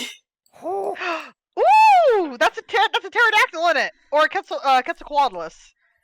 Yeah, so he's basically been turned into a pterofolk. So let me go ahead and pop this guy out for me. More heresy. Oh god. Yeah, so you guys basically see as Xerxes tumbles off of the wall, and he's this giant, like, bipedal dragon-looking dinosaur man. And God. okay. Technically speaking, these are monstrosities, but it's the closest thing I could get to a dinosaur, so don't fight me. Ah. Yeah, the specific creature types doesn't really matter much as long as it's, dinosaur. Yeah, Talia, you basically just saw a laser come from, like, you don't know where and turned the bug into a dinosaur. But, Xerxes is gonna kind of flap his way over here, and he's going to try to help Q first and foremost. And he is going to do an Om-Nom, and that's just enough to kill the grunt. Oh boy. Hey! Okay. And I'm going to make that Xerxes' turn, because I don't want him doing all the things for you guys. It's Next- appreciated. The next grunt's turn, alright, I have to eeny meeny miny without Jackson, because I'm not going to hit you guys while you're down. I don't rule like that. Hey, you. Eeny meeny miny, it's you. So it's going to be, it's going to be you, Electrus. He's going to whack you with his Carapace Blade. For 6 damage. Ow!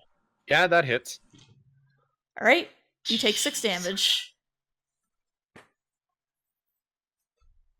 But that is his turn, and you get to Vengeance back. Alright, you hit him. He is so close to death. God damn it. You, like, That's bonk him on the okay. head, and he's just like, I didn't hear no bell. It's like trying to kill a cockroach. I mean, you're not too far off. You get 1d8 HP, Electrus. Alright. Talia. Alright, seeing as that thing's on death's door and Electrus is managing to hold his own, Talia is turning her attention to the commander. So I can say Jackson, kill it. Ah! Okay, but will Talia know that? Know what specifically? Hang on, I gotta do a thing.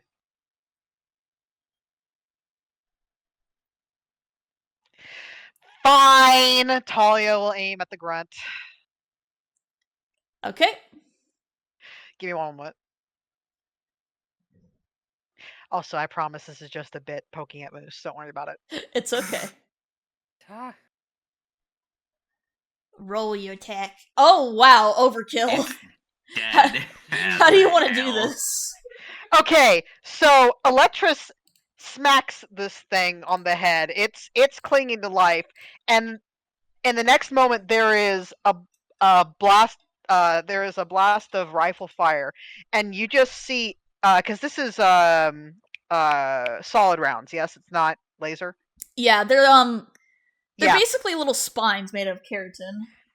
gotcha. So you just hear the rifle go off as this spine shoots out, and it hits it at just the right spot that makes the head and the rest of the body subsequent. Wow. Subsequently, thank you. I don't know why my brain. Anyway, subsequently explode from the pressure just releasing all at once. You see the spray as Talia shifts her focus from this bug to the commander. She is ready to shoot at her next opportunity. Alright? You absolutely obliterate the grunt. Also, to clarify, Black Belt, it's more like the brute equivalent rather than a needler. It's not crystals, it's made out of chitin. They're shooting little chitin thorns. Question, can I use that d6 bonus on my next turn with her, since I didn't see the card? I will allow that. Thank you. It's the Gorilla Commander's turn. Eeny, meeny, miny, Talia. I figured. Alright. He is going to pull out his thorn revolver, and he's going to shoot at you twice. 15? Miss. Definite miss. He shakes his gun and is just like, damn it. Okay. There was just a click as you can just see Talia's already readying around. Jackson, death save, please. Oh boy, what's the death save button on here? It should be right next to the space that shows the hit dice. Yeah, Aha. Ooh. That is a fail. that is a fail. It's okay. You have more chances. The grunt. Is dead. Yeah, he's dead. Both of the grunts are dead. So let me remove. Can I remove you, please? Thank you. They are dead. Heavy is And dead. big surprise. Heavy is dead. Black Belt played a death save reroll. Ooh. One random effect from the chaos table. Okay, go ahead, Ben, go ahead and roll me your death save again. Even worse. Oh no. Hey, at least Okay, it at wasn't least a there's crit only the fail. one. Yeah. Yeah. I don't have to add another one, thank God. Okay, I need to grab a D100 because, Q is getting a random effect from the chaos table. Oh boy. Okay, that is a 90, so,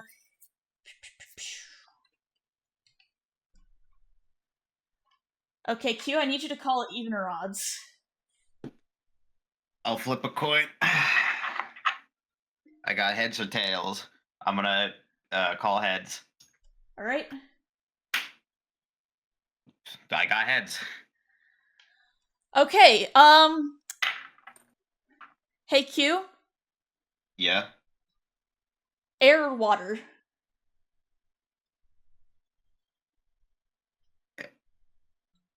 Air or water? What do you mean?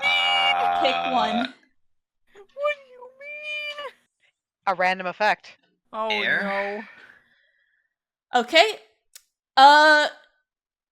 tiny flightless wings sprout from your back. I'll let you reflavor them as bat wings if you want. Oh, that's hilarious. You give vestigial wings. Oh my god.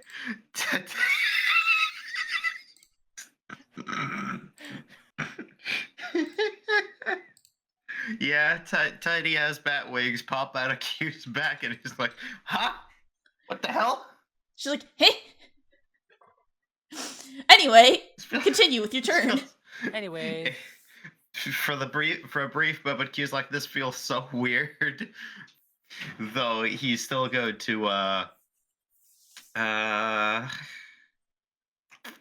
how far down is that drop? It is 10 feet. You do have Okay. spider climb, though. Yeah. So go this way. Yeah, I'm gonna start heading towards the green guy. Right before which he shouts, "Ignore the gray ones. They're not doing anything." So it's 5 to get to the ledge, and it's 15 once he's down, then 20, 25. That's 30 feet, which is more than enough for my movement. Yep. And a steep stab. That does. Hang on. Did I have anything else You aside had a from that? +2, but that is a +2. miss. Yeah, Dang. that would still be a miss. It is Yeah, alright. I think I'll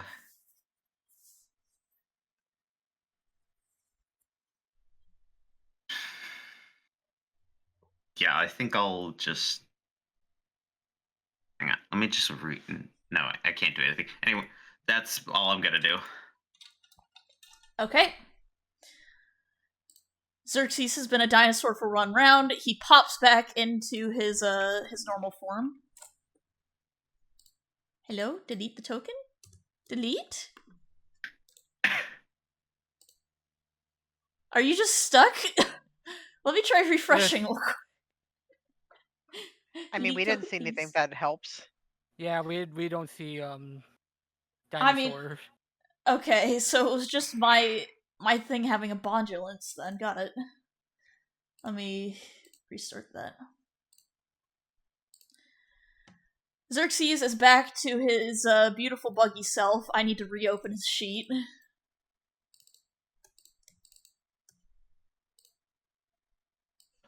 If it's any consolation, he was still a dinosaur on my screen, so it got stuck on my end too. Oh no. Roll 20 having a bondulance. In this case, Xerxes is going to try and shoot another acid bolt for 5 damage. Ooh. So that is 16. Yay for and damage. that is Xerxes' turn. Eletris? So Eletris is going to go over to Jackson. Which would be more helpful in this scenario, spare the dying or cure wounds? Cure Wounds. Cure Wounds will actually put him back up. Spare the Dying just stabilizes him. All right. So I'm going to cure wounds.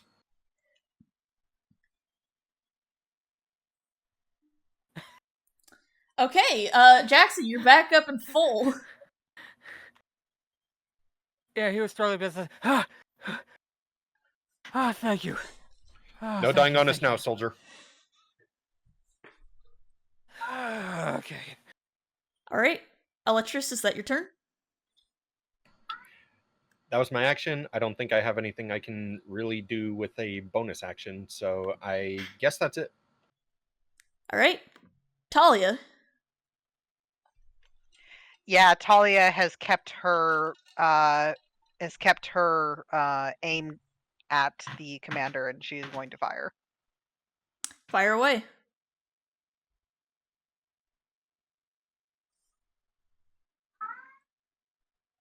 Okay, 16. Does that hit? Let me double check. Oh, I also have a D6. Does that count for attack or just damage? That counts. That's only for the attack, not the damage. Okay, then let me roll that. Dang it.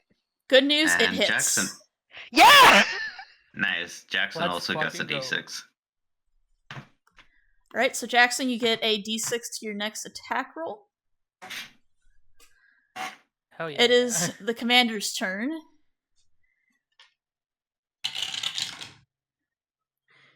Eeny, meeny, miny. Eletris. Oh god, he's getting Uh-oh. bullied again. Miss.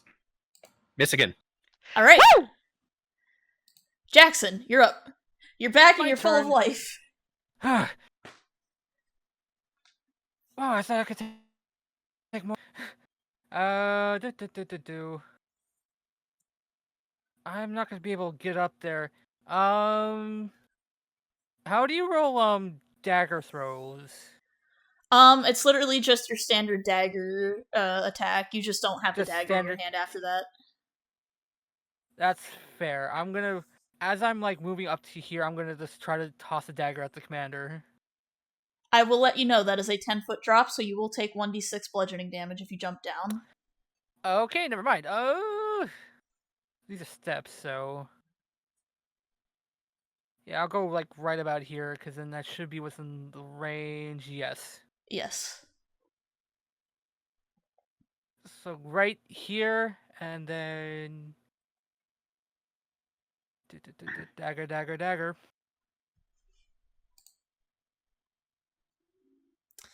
That hits for 7 piercing. How do you want to do Yeah! this? Yeah! Yeah, is this kind of like running over there? He's like, better not miss, and just kind of like just tosses the dagger, hitting him right between the eyes. Alright. I'm gonna say that you hit him in his simple eye on the forehead. That's the little orange orb. And encounter over. The engineers... Hell yeah. Go ahead and roll me an insight check on the engineers real quick. Everybody. Alrighty. Yes, anybody who wants to check on them. Oh, I still had advantage on. It's okay, it's always the first roll. Alright. Everybody basically catches on to this, so You guys notice that while the commander and the grunts were very, like, clear and alert and were able to act, the engineers seem almost. They seem almost like in a daze, you know what I mean? Interesting.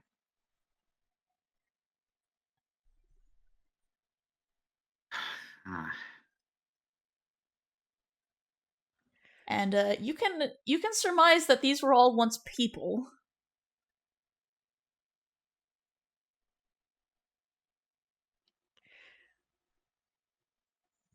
So Talia is going to move up. She's got her rifle still out, and she's kind of training on several of the engineers, moving past them. Full concentration. And she's actually heading to the one that appears to be next to a console, and it's very difficult to tell whether or not she's actually planning to shoot him. Okay. How do you guys react?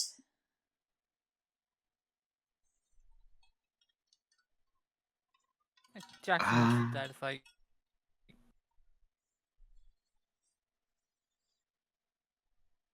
Go ahead. that Jackson kind of just looks at it. That's like, ma'am, I don't mean to intrude, but the rest of them seem harmless.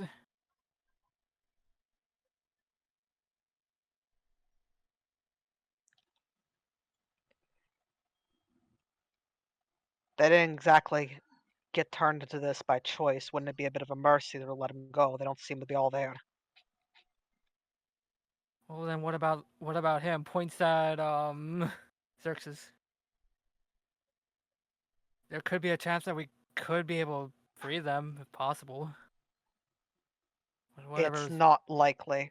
We can try, but the moment they twitch wrong, and she just trails off. You guys are currently watching as the engineer is typing away at the console, and another engineer gets into one of the pods and kind of closes themselves in. These look very different from the very sinewy pods that you guys saw before. And you guys see as it gets in, kind of locks itself in, and the engineer at the console pushes a button. A trapdoor opens underneath, and the pod drops down, and you kind of hear this whooshing of cold air as the pod drops into the night.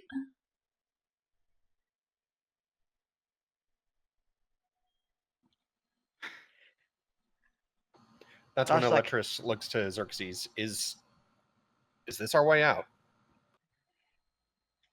That's when Xerxes gives a nod.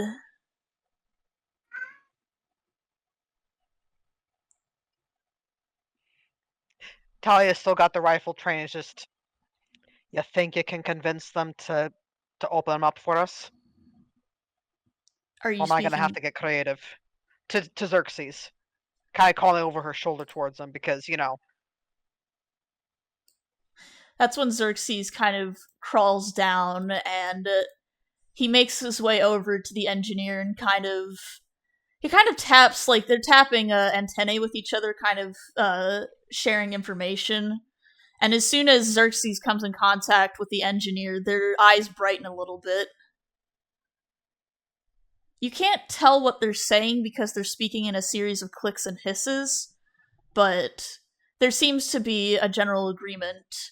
And that's when Xerxes walks over to you, Talia, and he just mutters a small word.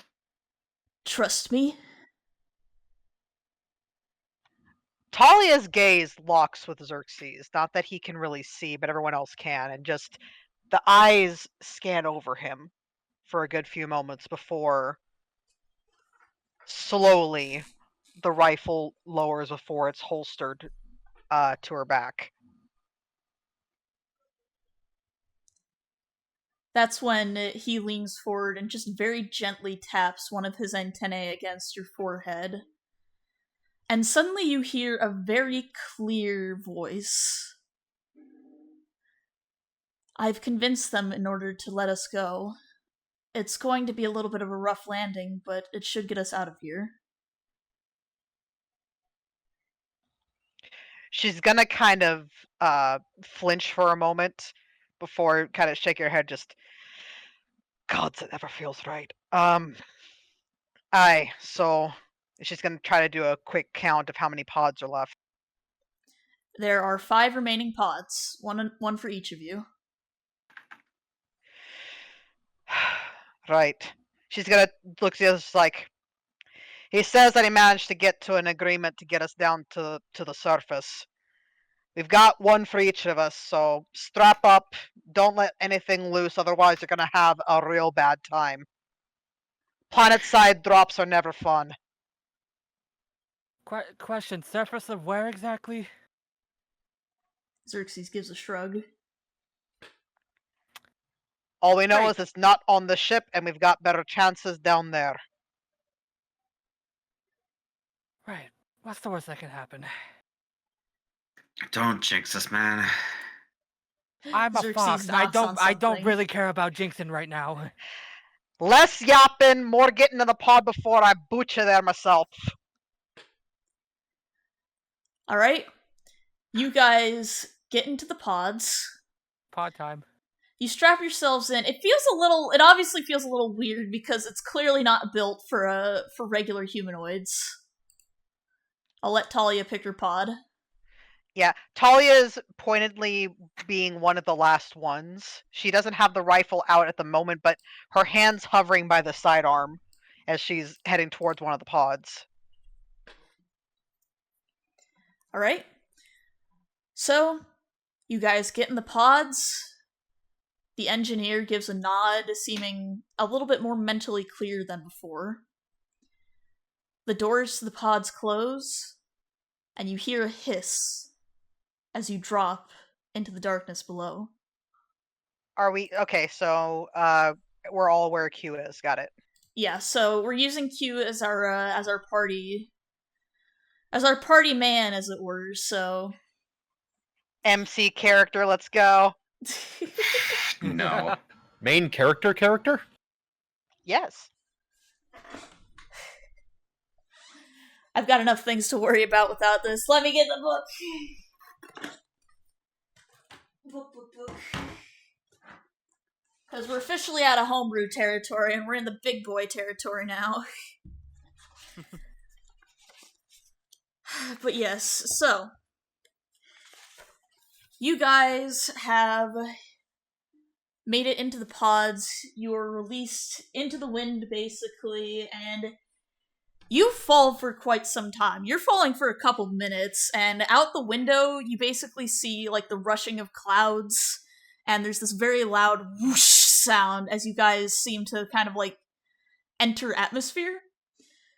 So, as you are making your way into, the atmosphere, you see this little, like, counting number akin to what you saw on the keyboard as it's counting down. And then there's a beep, beep, beep, and suddenly you just feel the entire pod yank as you assume that a chute was pulled.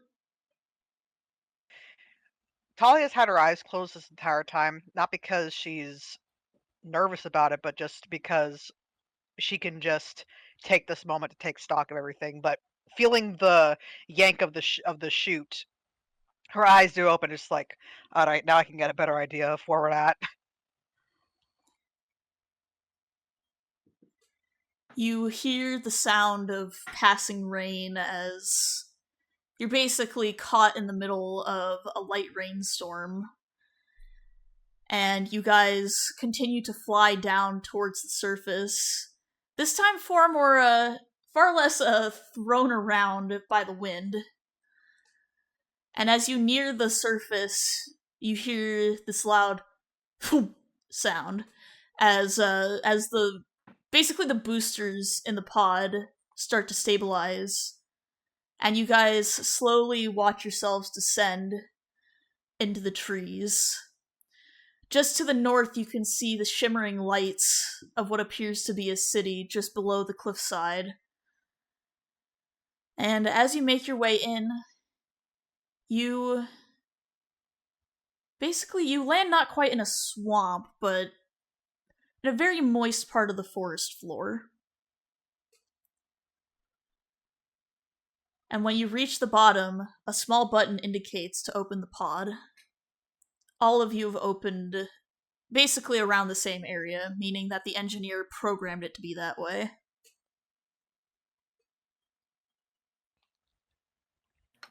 Talia presses the control to release the door, and she's gonna start looking around, starting to kind of get a hang for, or not a hang up, but basically trying to get a feel for the environment. You feel just the lightest drizzle passing by and the hint of sunrise in the distance. All right. So if this operates on normal planetary behavior, then that direction is east.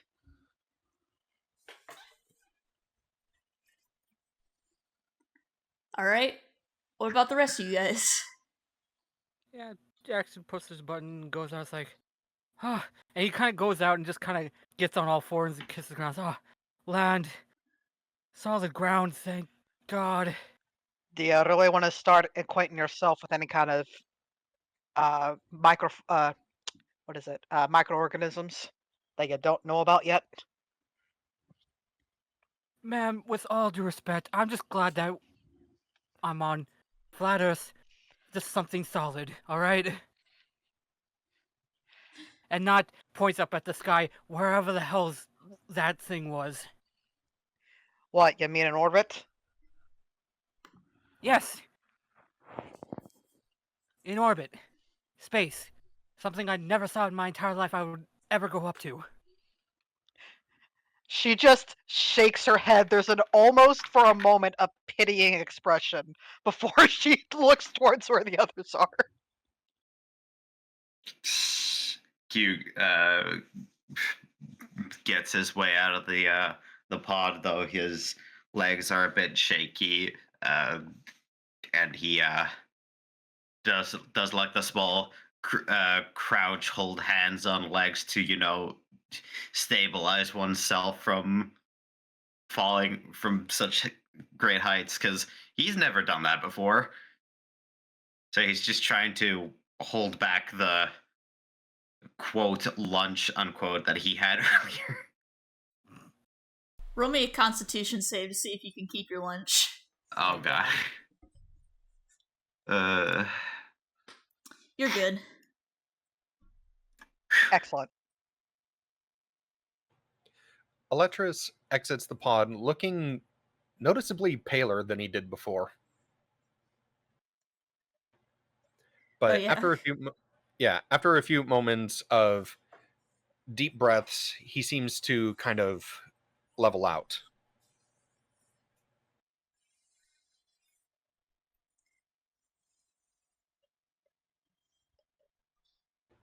This just in, man has claustrophobia.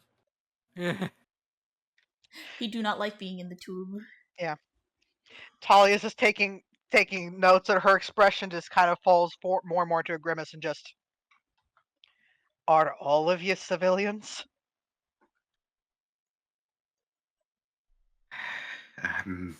Just, that is an excellent question.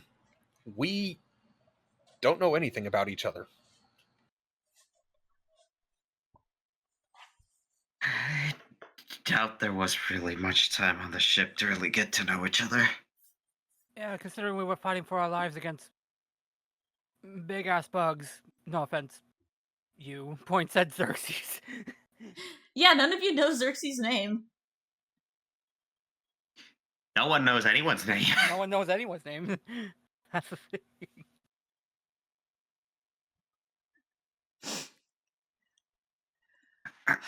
Would you guys like to make camp and get to introductions? I think that might be a good idea. Yeah. Alright.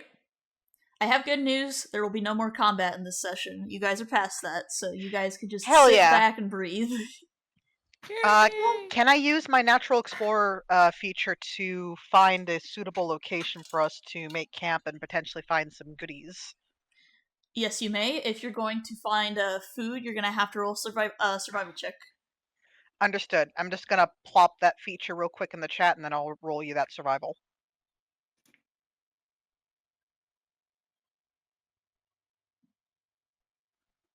All right, and perfect.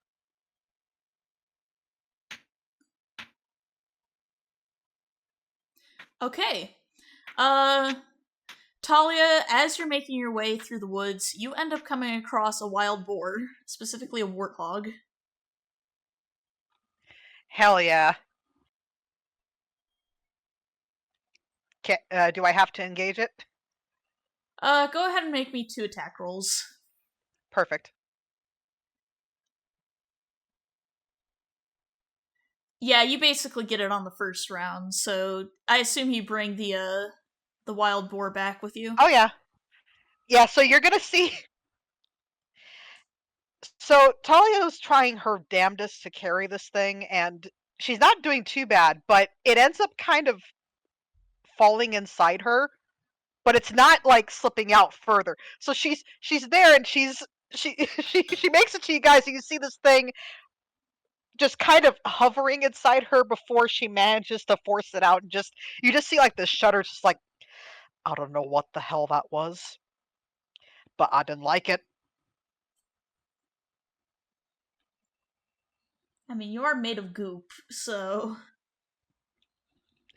Still unfamiliar, uncomfy. Just shakes her head, just like, all right, so good news, we got some fresh rations so we can hold on to anything we may have found up there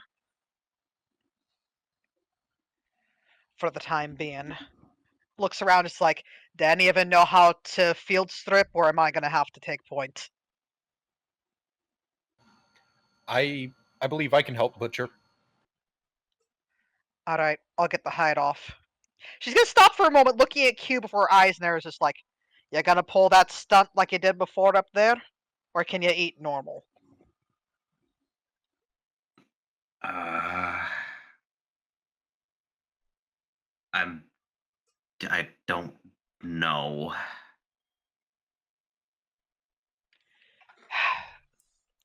I'm just asking before I start bleeding this thing. Mm. Well, if you could store the blood elsewhere, that'd be nice. Is there a rock nearby that's like shallow enough or like folded enough? Not folded, you know what I mean. Basically, it can hold something for a brief moment. I'm actually going to do you one better. Hey Q, Yeah. roll me a survival check at advantage. Oh boy. Oh boy. Nice. Okay. Almost a nat 20.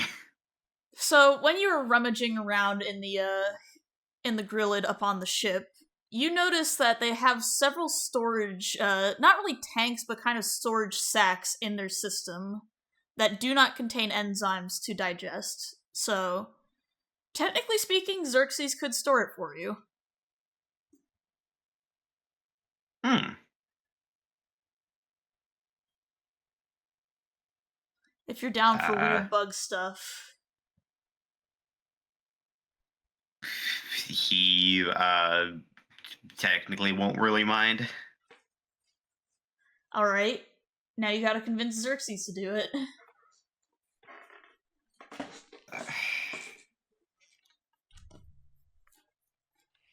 Why am I hearing Careless Whisper? I'm sorry, I heard bug stuff and I saw something completely different. Anyways. So quickly explain it to me again. My brain wasn't computing. Basically, Xerxes has little organs that he can store liquids in. If you convince him to store the blood for you, then he'll be able to store a couple days worth of blood for you. Okay. Uh, hmm.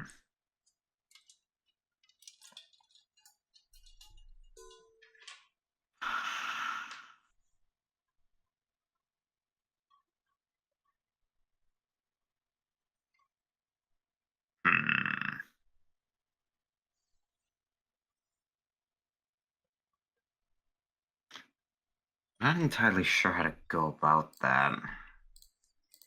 Just like, hey Xerxes, I opened up one of the people that's technically your kin now, and I drank from them, and I found out that you have pockets inside of you. He probably won't be going about it that way. Uh, hmm.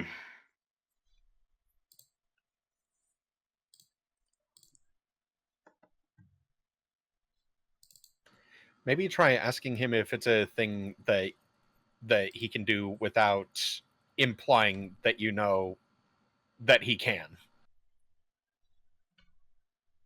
Hmm.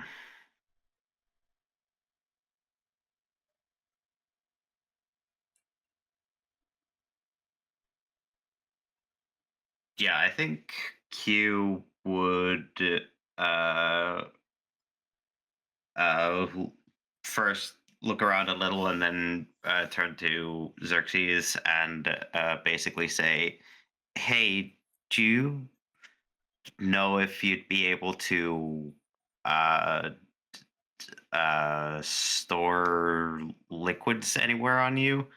I know that other smaller bugs like mosquitoes have the capability of storing blood in a special sac in their body. So maybe you might have something like that." He kind of tilts his head, because he doesn't have eyelids, so he can't blink. But go ahead and roll me a persuasion check with advantage. All right. Persuasion.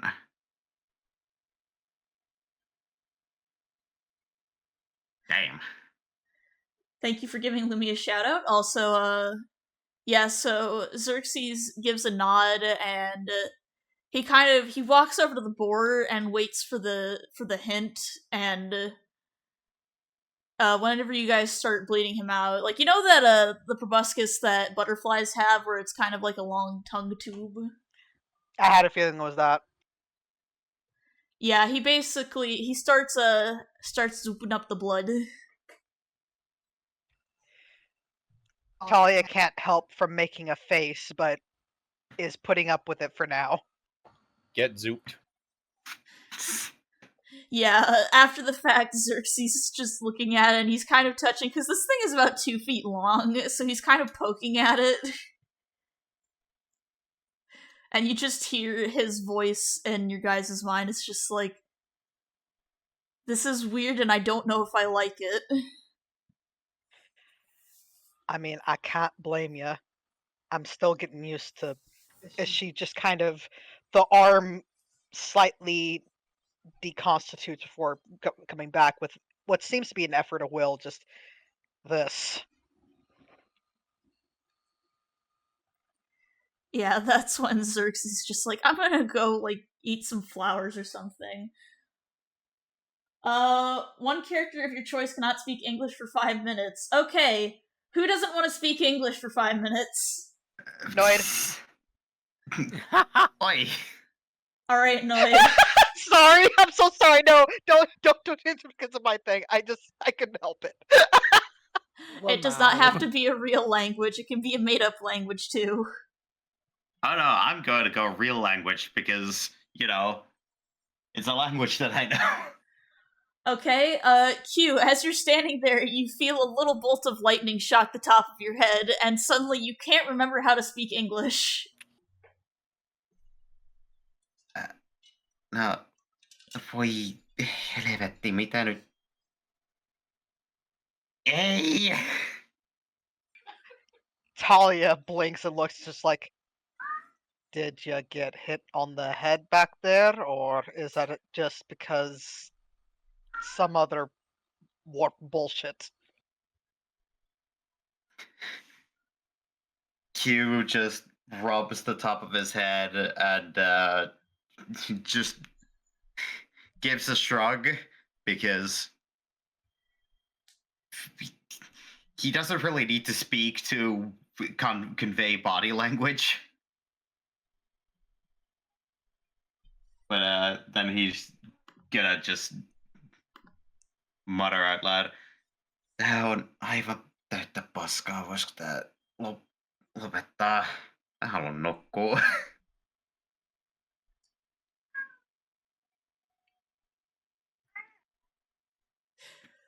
I can't understand, but I can't help but smile because I get the feeling. I am very amused. I saw that! Saatana perkele.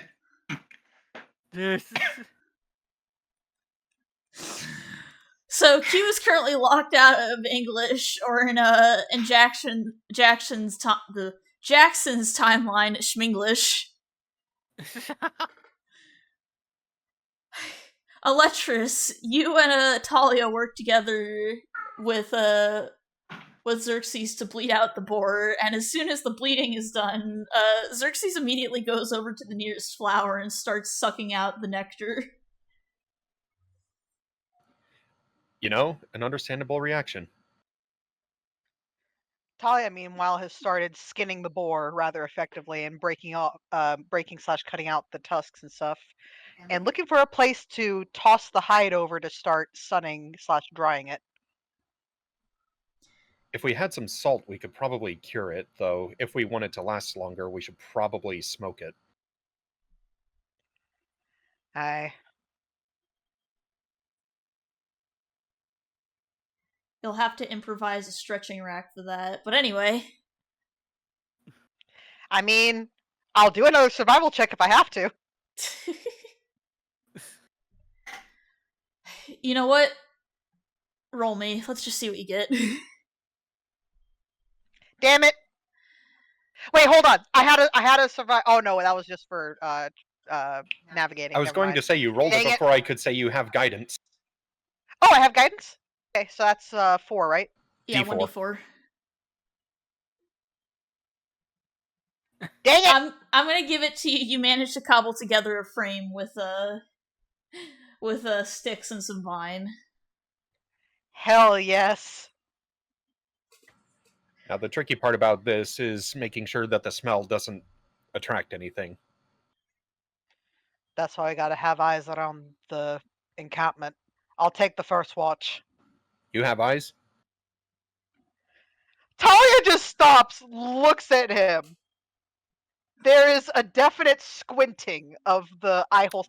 Like, you get the sense that there's like this kind of shimmer of almost like another like small membrane, but it's not eyes in the quote unquote traditional sense. But still just stares. It's just like, do you want to keep yours? You have eyes, noted.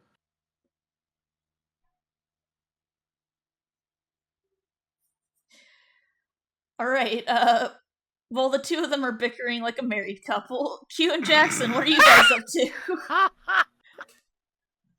to? What's like the tallest tree that's close to where it's like setting up camp? Let me look up what kind of trees are in the jungle. Trees in the jungle.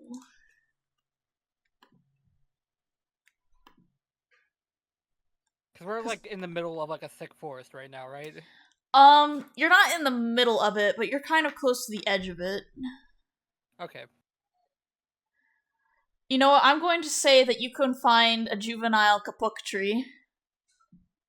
Is it possible for me to climb up to get a better vantage point to figure out like what's in like the general area of sight? Do you have a climbing speed?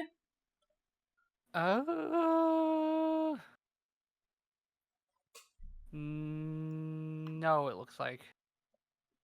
Okay, in this case, I'm going to need you to make me an acrobatics check.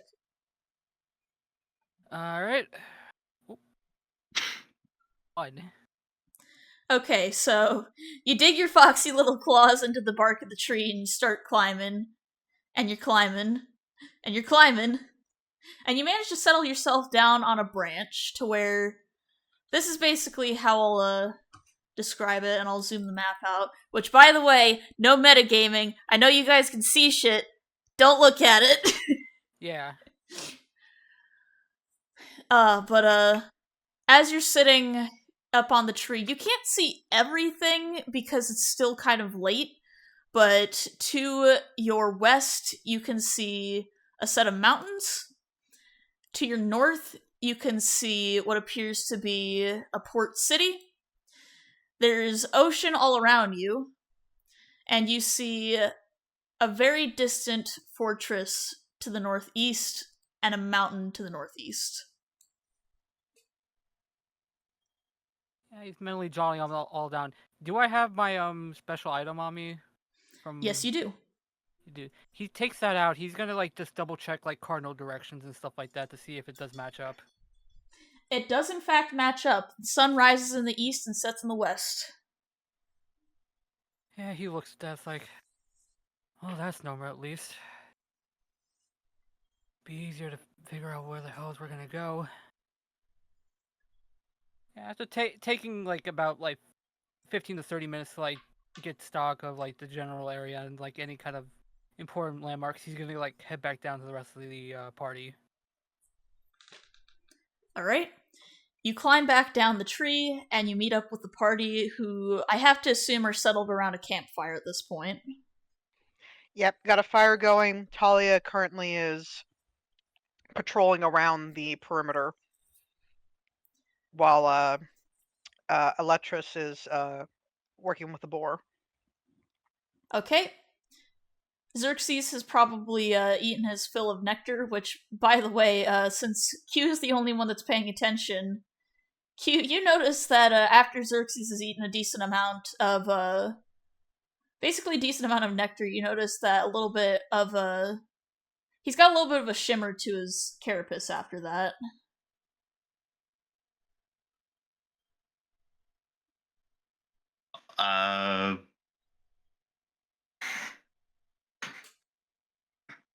Well, all he can really think in that moment is a word that he knows that he should know in English, but can only really say in his mind in Finnish right now.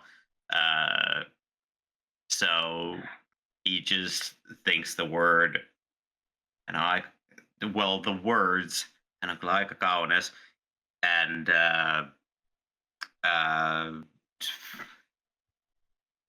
after that he turns his gaze back to the small coin, small interesting looking coin, definitely not a currency, with what might be a slight hint of a blush on his face. I know what he said, more or less. Oh, yeah? He thinks he's pretty. And after playing with the coin in his hand a little, he puts it away into one of his pockets. After you think that to yourself, the little bolt of lightning leaves your noggin, and you have the ability to speak English again. Oh, thank fuck. Xerxes tilts his head. What language were you speaking?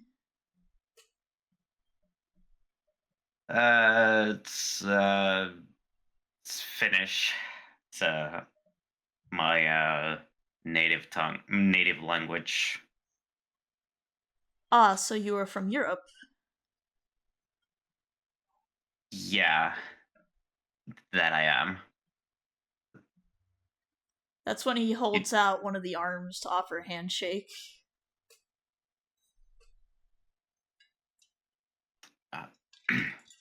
Right. Q extends his one of his hands to grasp Xerxes's and gives a little shake. My name's Q. Q is an interesting name. Is it one common in your tongue? Oh, it's technically an abbreviation of what my actual name might be, but you know, strange lands and whatnot. Xerxes gives a nod.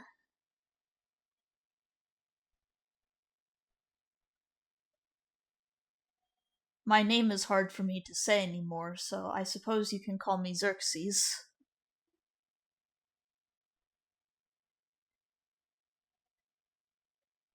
Well, it's nice to meet you, Xerxes.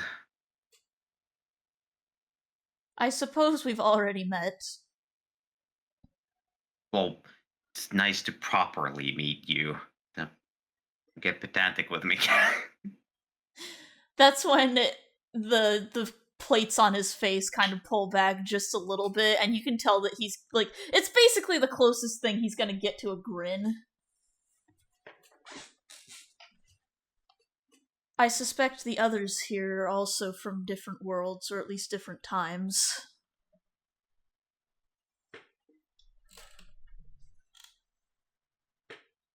That does seem to be the case. Can I roll a perception to see if Talia is hearing this? Or is this all Yes. mental? Well, here's the thing. Xerxes is basically, he's projecting his like mental thoughts aloud, so it's not a private conversation right now. Ah, got it. He's figured out how to communicate akin to the other Grillids. I would like to roll a perception as well. Alright, roll me a perception. Okay, 19 and 15, you guys can hear this. So Talia's not showing any indication that she's hearing this, but this is kind of making her mind race a little bit, just like different worlds, different times. It's like, oh, this reeks of the warp. But this is more involved than anything that she's personally familiar with, so just trying to understand the levels of fucked the situation is. Yeah. There are a couple of things that Electris kind of latches on to bring up when the conversation is over, mostly the mention of Europe. Oh yeah? Yeah, for some reason that kind of sticks out to him a little bit. This is when you guys hear Xerxes he basically puts one of his hands to his chest. I think Jackson said he was from Boston. I'm from Los Angeles. Huh. LA? I'm guessing this is when Jackson is returned. Yeah, he probably would hear that like as he's walking back. Probably like on the edge. He gives a nod. I'm from the year 2040. 2040. Huh. Last I checked my calendar was 2024. Interesting. From what I seem to remember, I believe my last memory, I was in France in 2012. Oddly specific date there. Talia has stopped the patrol relatively nearby, mind racing, because these are all dates so far back in the past that it is rather astounding. They're talking about what she can only assume are relics of the time before the Imperium.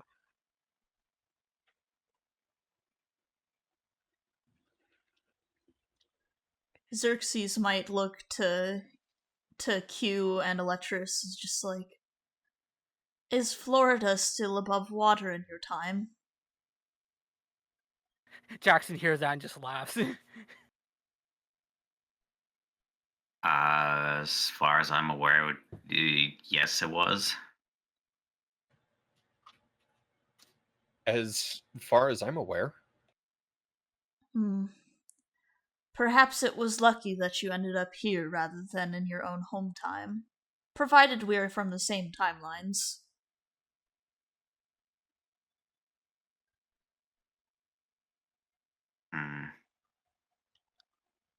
I don't think that's the case, Talia says out loud, though there's not really a tentative aspect, there's just more tension in her voice than before.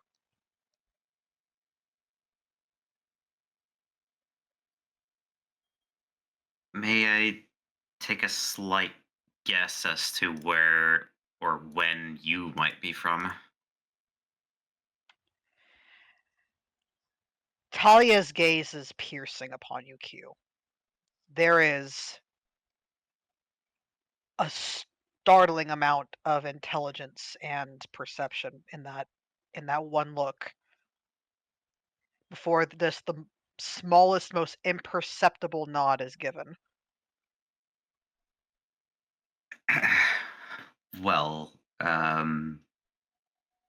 given the phrases that you've used, such as the Emperor and the Warp, I'm guessing you're from the 41st millennia. She tenses a little bit, but gives a small shake of the head. 42nd.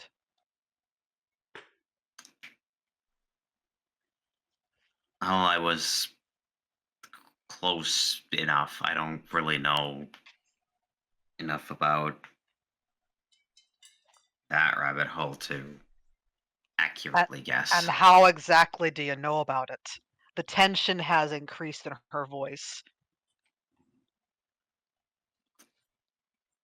Well,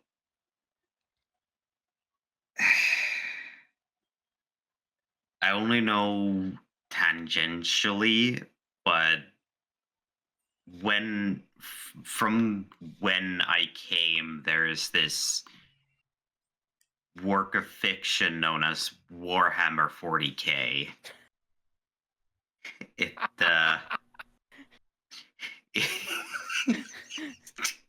sorry. Sorry, I can't. It's a totally hear that. serious moment. I know. I know. It's just. And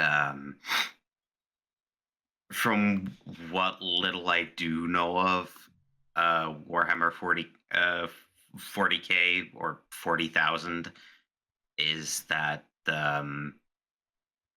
it takes place in the grand cosmos, or grand cosmos, where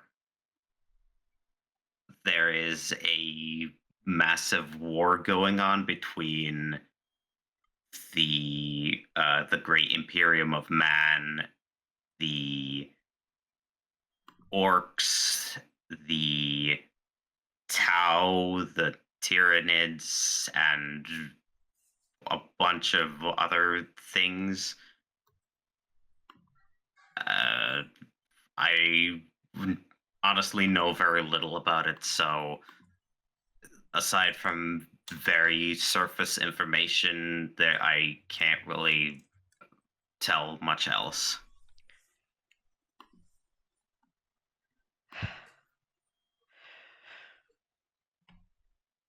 Can I roll an insight to see if he's... Because here's the thing. Talia's trying to figure out what to make of this. I'll tell you what, make me a wisdom saving throw. Understood.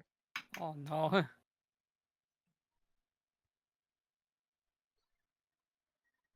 Okay. So, you're listening to this, and he's describing it with uncanny accuracy for someone that is far before your time. The fact that someone from ancient times knows these, essentially these factions and these names, it goes to show that he's very likely speaking the truth, that, at least to him, your home is fictional. Is this a bad time to mention that Talia had a rifle out while she was patrolling? Alright, what are you gonna do? There is a slight clacking sound as just for a moment the grip shakes near the trigger. She's got good trigger discipline. She's not gripping the trigger currently. But the hold for a moment shakes. It's just that you're saying that it's not even the realm of myths. You're saying that it's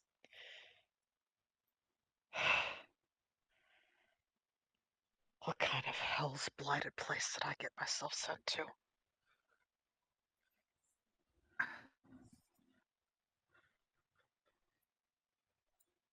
Well, I'm not entirely sure right now, but the thing that matters is that we're all here, and it's best to just focus on the here and now and not about the past, at least for now. I'm still trying to figure out what the hell I am. I have. All I know is that I'm surrounded by mostly untrained individuals. Hey, I'm trained in certain aspects. Looks at him just like, did you receive any proper combat training? Working as a unit? Survival out in God knows what kind of environments? Trigger discipline? I mean, Boston was an environment if you think of it like that. So Talia looks unamused. okay, in military form, no, I wasn't allowed to join military. I was basically just scrounging by with a bunch of other lads. So urban survival is what I'm hearing. Yeah, I guess you can say that. Alright, not a complete toss-up. I am unfortunately a civilian. All I really know is from examples I've seen in videos and stuff. I wasn't exactly allowed to join the military because of a currently non-existent illness. Right. Looking at Xerxes, I still don't know exactly what to make of you, but as far as I can tell, you're not allied with the Tyranid faction nor any discernible heretical factions. That's when Xerxes tilts his head and he just gives a shrug. He's just like, I served tour in the US military. Does that count?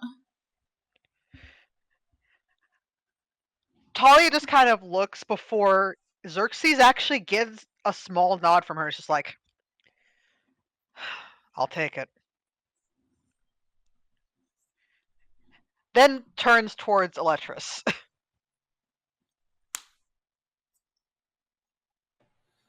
I don't think I had any military experience. I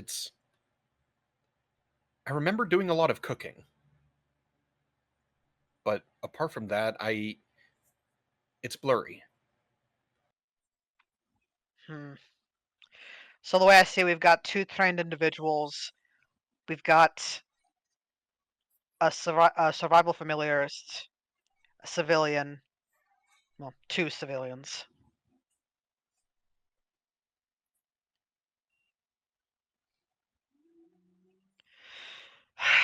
She kind of pinches the bridge of her nose, quote unquote nose, what the nose would be, and just, all right.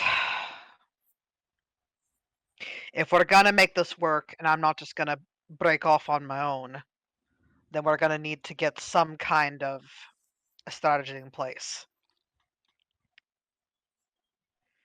Xerxes and I pointing the first real hint that she had actually heard some of the conversation. Can handle most of the patrol and observational aspects, as well as taken point in some of the combat. But we're gonna need, between the two of us, we're gonna need to get them trained up into at least some semblance of self-defense.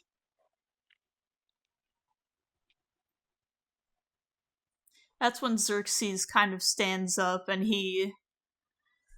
You know what? I'll leave this up to a dice roll.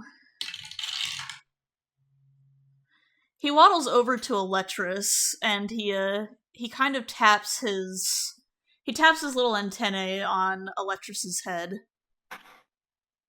And he just kind of tilts his head. It's just like, our captor modified our minds.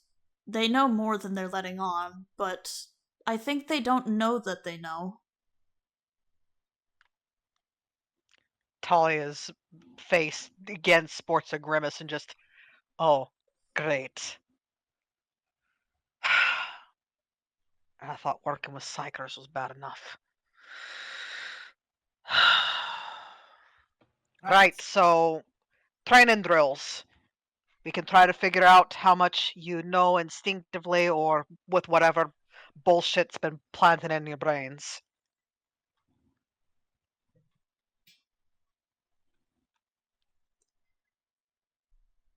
Man, because, okay, here's the question. Are we just referring to Talia as the one in charge?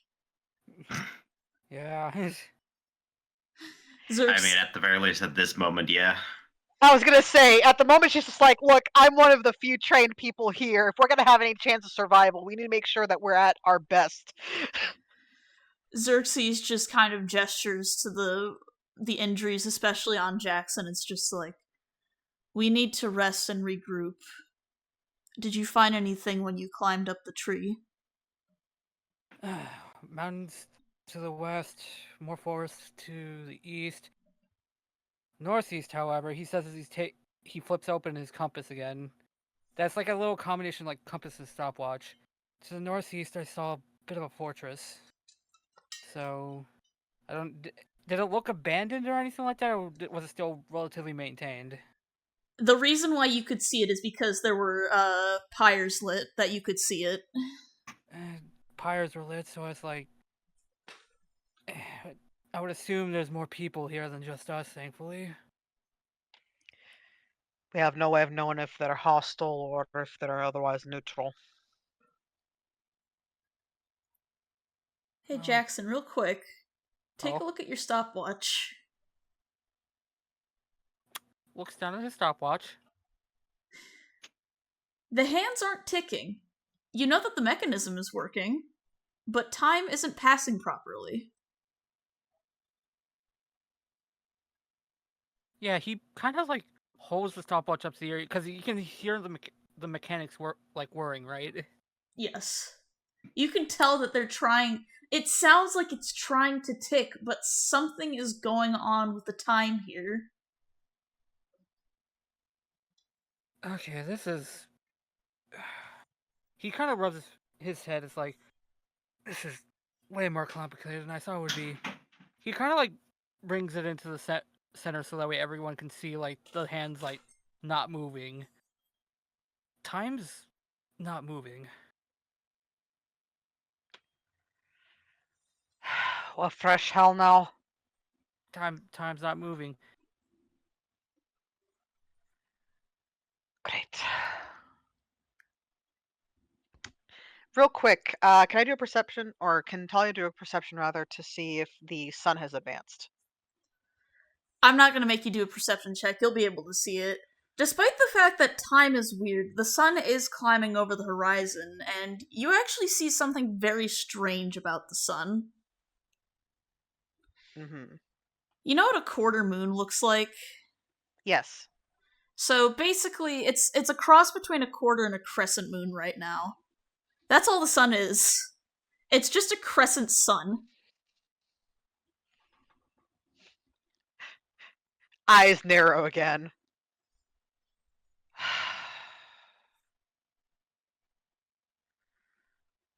Putting aside whatever the hell that means, at least we know that it's advancing. So we can at least rely on the sun for the passage of time. Fair enough then. flips his compass closed. So that's mighty freaky if you ask me. So We didn't have that in France. This has got to be some weird magic bullshit. I'd say chaos, but apparently my understanding of reality is not exactly reliable. There is a bit of bitterness in her voice at that. I wasn't trying to insinuate that.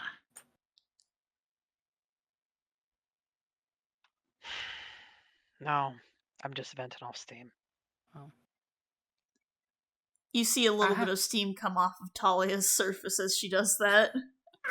Oh yeah, no, like she's been actually looking like she's boiling. Like she's a lot angrier than her voice has been letting on.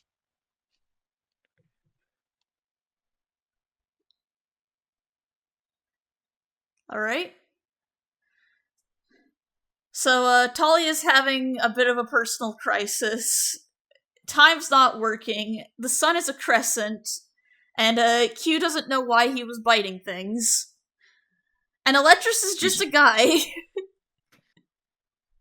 Well, Q has high suspicions of why he was doing what he did, but he just doesn't want to really go out of his way to confirm it.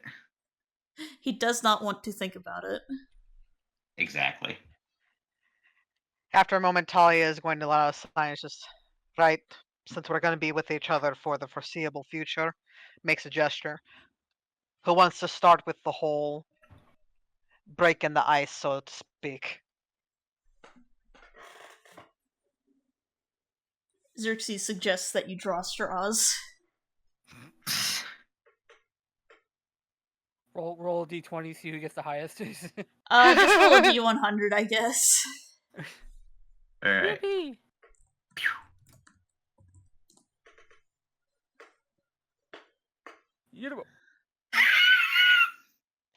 You're up, Q. Tell us about yourself. Q just looks at the straw that he drew. Just The lets out a shortest small one. sigh.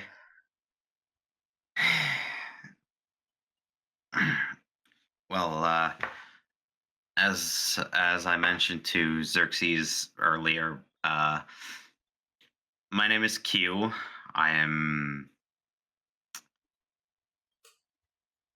honestly, I'm just a man. I don't have any major accomplishments, but I'm confident in being a quick study, so if there's something I need to learn or something that needs to be doing, I can hopefully figure it out pretty quickly. And I'll try not to be a liability, especially as I figure out how everything I am now works.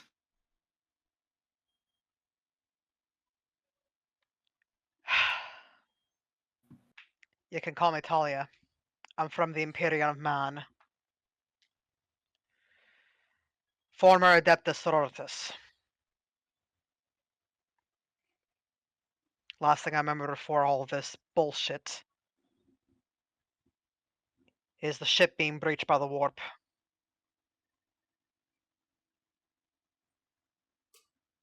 I thought it was a complete wipe, but with me here, I don't know what that means for the rest of the crew.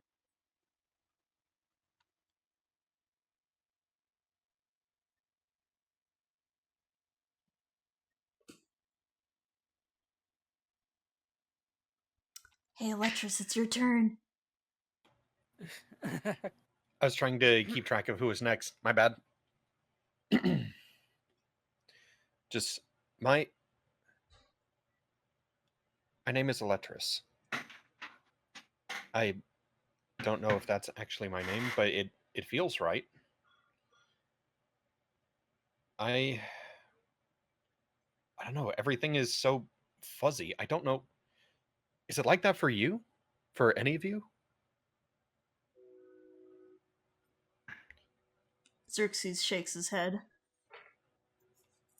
Q also shakes his head. It's weird. I remember cooking, a lot of noise, a lot of shouts from me. I think I was a chef. The last thing I remember is just I think there was a knife and just this absence in my chest. The next thing I knew, I was on the ship with you.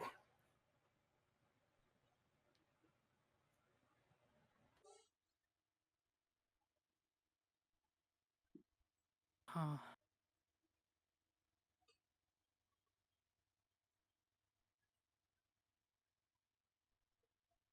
Everybody's looking at Jackson. Yeah, he's kind of like he's taking a moment because as soon as he brings that up, he's the one that starts to like realize something the most. As you kind of see him like pat his chest down. It's like, oh hell. Oh, right. Name's Jackson Mulligan. Most people that know me call me Jax. So where I'm from, I'm known as probably some of the best hands in all of Boston. I steal for a living. Kind of looks at Salia, just putting that out there. It's not. He kind of gets finger quotes honorable in the slightest, but the time I'm from, honor's a very rare thing. Last thing I remember is I was running. I was running away from, I think it was the cops. They caught me and some of my men down. We were trying to get something from one of the shipyards, and I just remember all of us getting shot down. And then I saw a fox before I passed out. Wait. He kind of looks down. Is that the reason why I'm like this? This is when Xerxes chimes in and says, I saw him stitching you all together. He took different parts and then made you like this. Made us like this. He nods.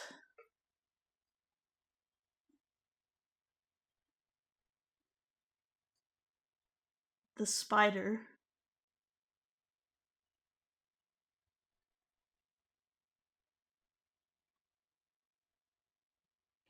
The spider, you say?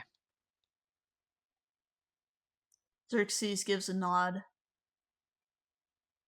He was turning several other people into things like me, but I'm the first blue one that I've seen.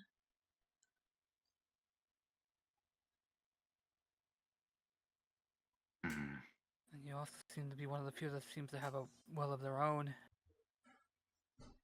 I think he said something about having more treatments for me, but I don't want to go back. Not I have after a he feeling. turned me to goop and made me like this. I think that's one of the few things all of us right now as a group can agree on. Yeah, I'd rather not go back that way.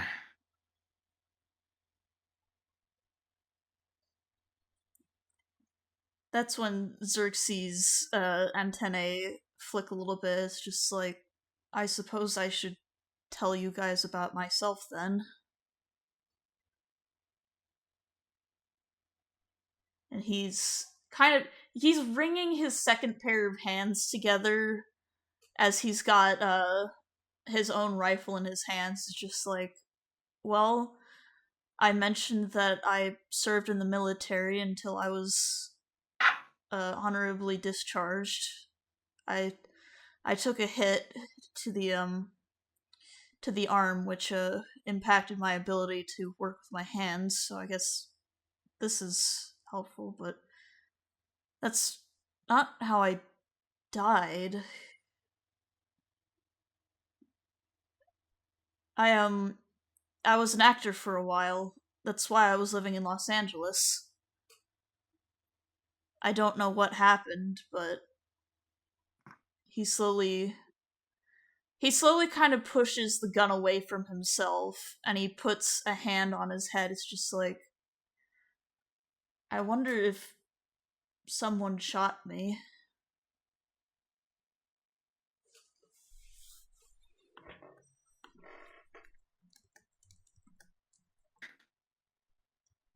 Hmm.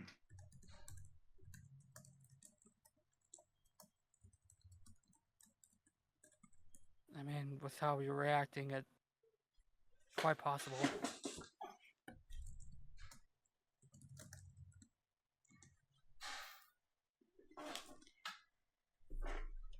Then Xerxes just puts the rifle out of sight. I guess I'm this now. At least I'm not stuck in whatever hive mind they were chattering about.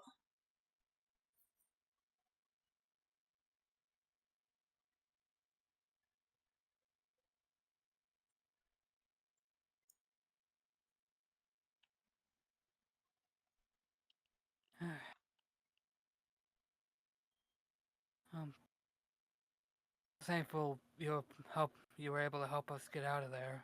So Xerxes just gives a shrug. I mean, we all have the same goal, though what our goals are now are probably going to be on a day-to-day basis.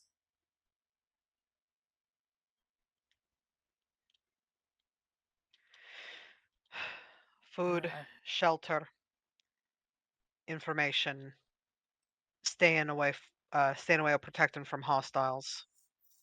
so basically just survive. Current objective, survive.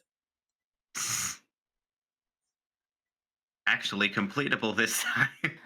Why do I hear Kinda. boss music all of a sudden? Why is there a mob coming at us? Oh no! See, I'm over here just like out of character, like, technically, if we were to go up into the trees, it would be safer. It's just You will get cold. It's very humid and correct. muggy, but the humidity will pull your body heat away. Right. So it's more of a case of we need to find or make temporary shelters until we can find a more permanent one to work out of. I mean, it's probably Yeah. best not to stick to one area for too long.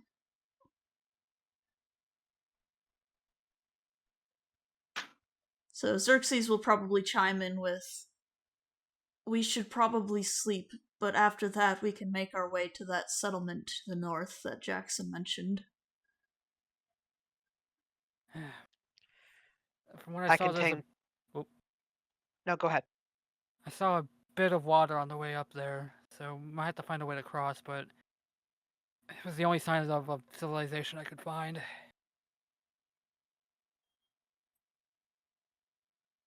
Well, it's at the very least better than nothing. This just in. Will Q have to be carried across running water? He tries to cross running water, falls over and eats shit.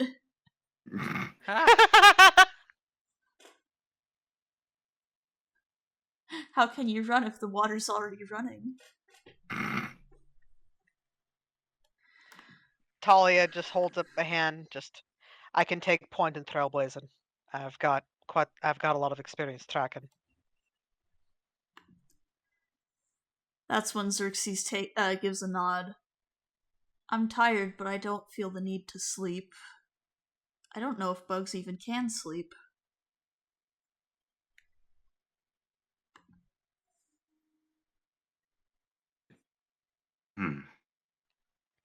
I don't know that either.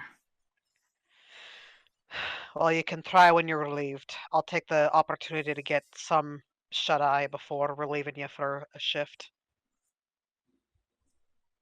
Xerxes gives a nod. And, does anyone have anything else they want to say before we call it a day?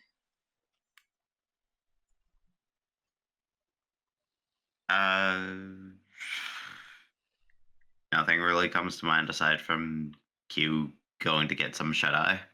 Yep, same. I just Same. have one. Oh, go ahead. I just have one thing. When Talia settles down for sleep, initially it's in the normal kind of lay down position, but if anyone happens to be watching after a bit when she's unconscious, her body does revert into more of a rounded orb slash semi puddle. Padu. Hobble. But yes, I think that is probably where we're going to wrap up episode 1 of Tomb Out of Time. I hope everybody enjoyed today's session, and we will see you all next time for more adventures in Cholt. Oh Yes. boy! Hell yeah. Yeah. And obviously, for those watching on the YouTube side, make sure to check out the linkies below, and you can always catch feature sessions on Sundays. Yeah. Yeah. This is where I'd have a professional outro, but I don't feel like it, so, beans. We shall see y'all whenever the next session is held. Yeah.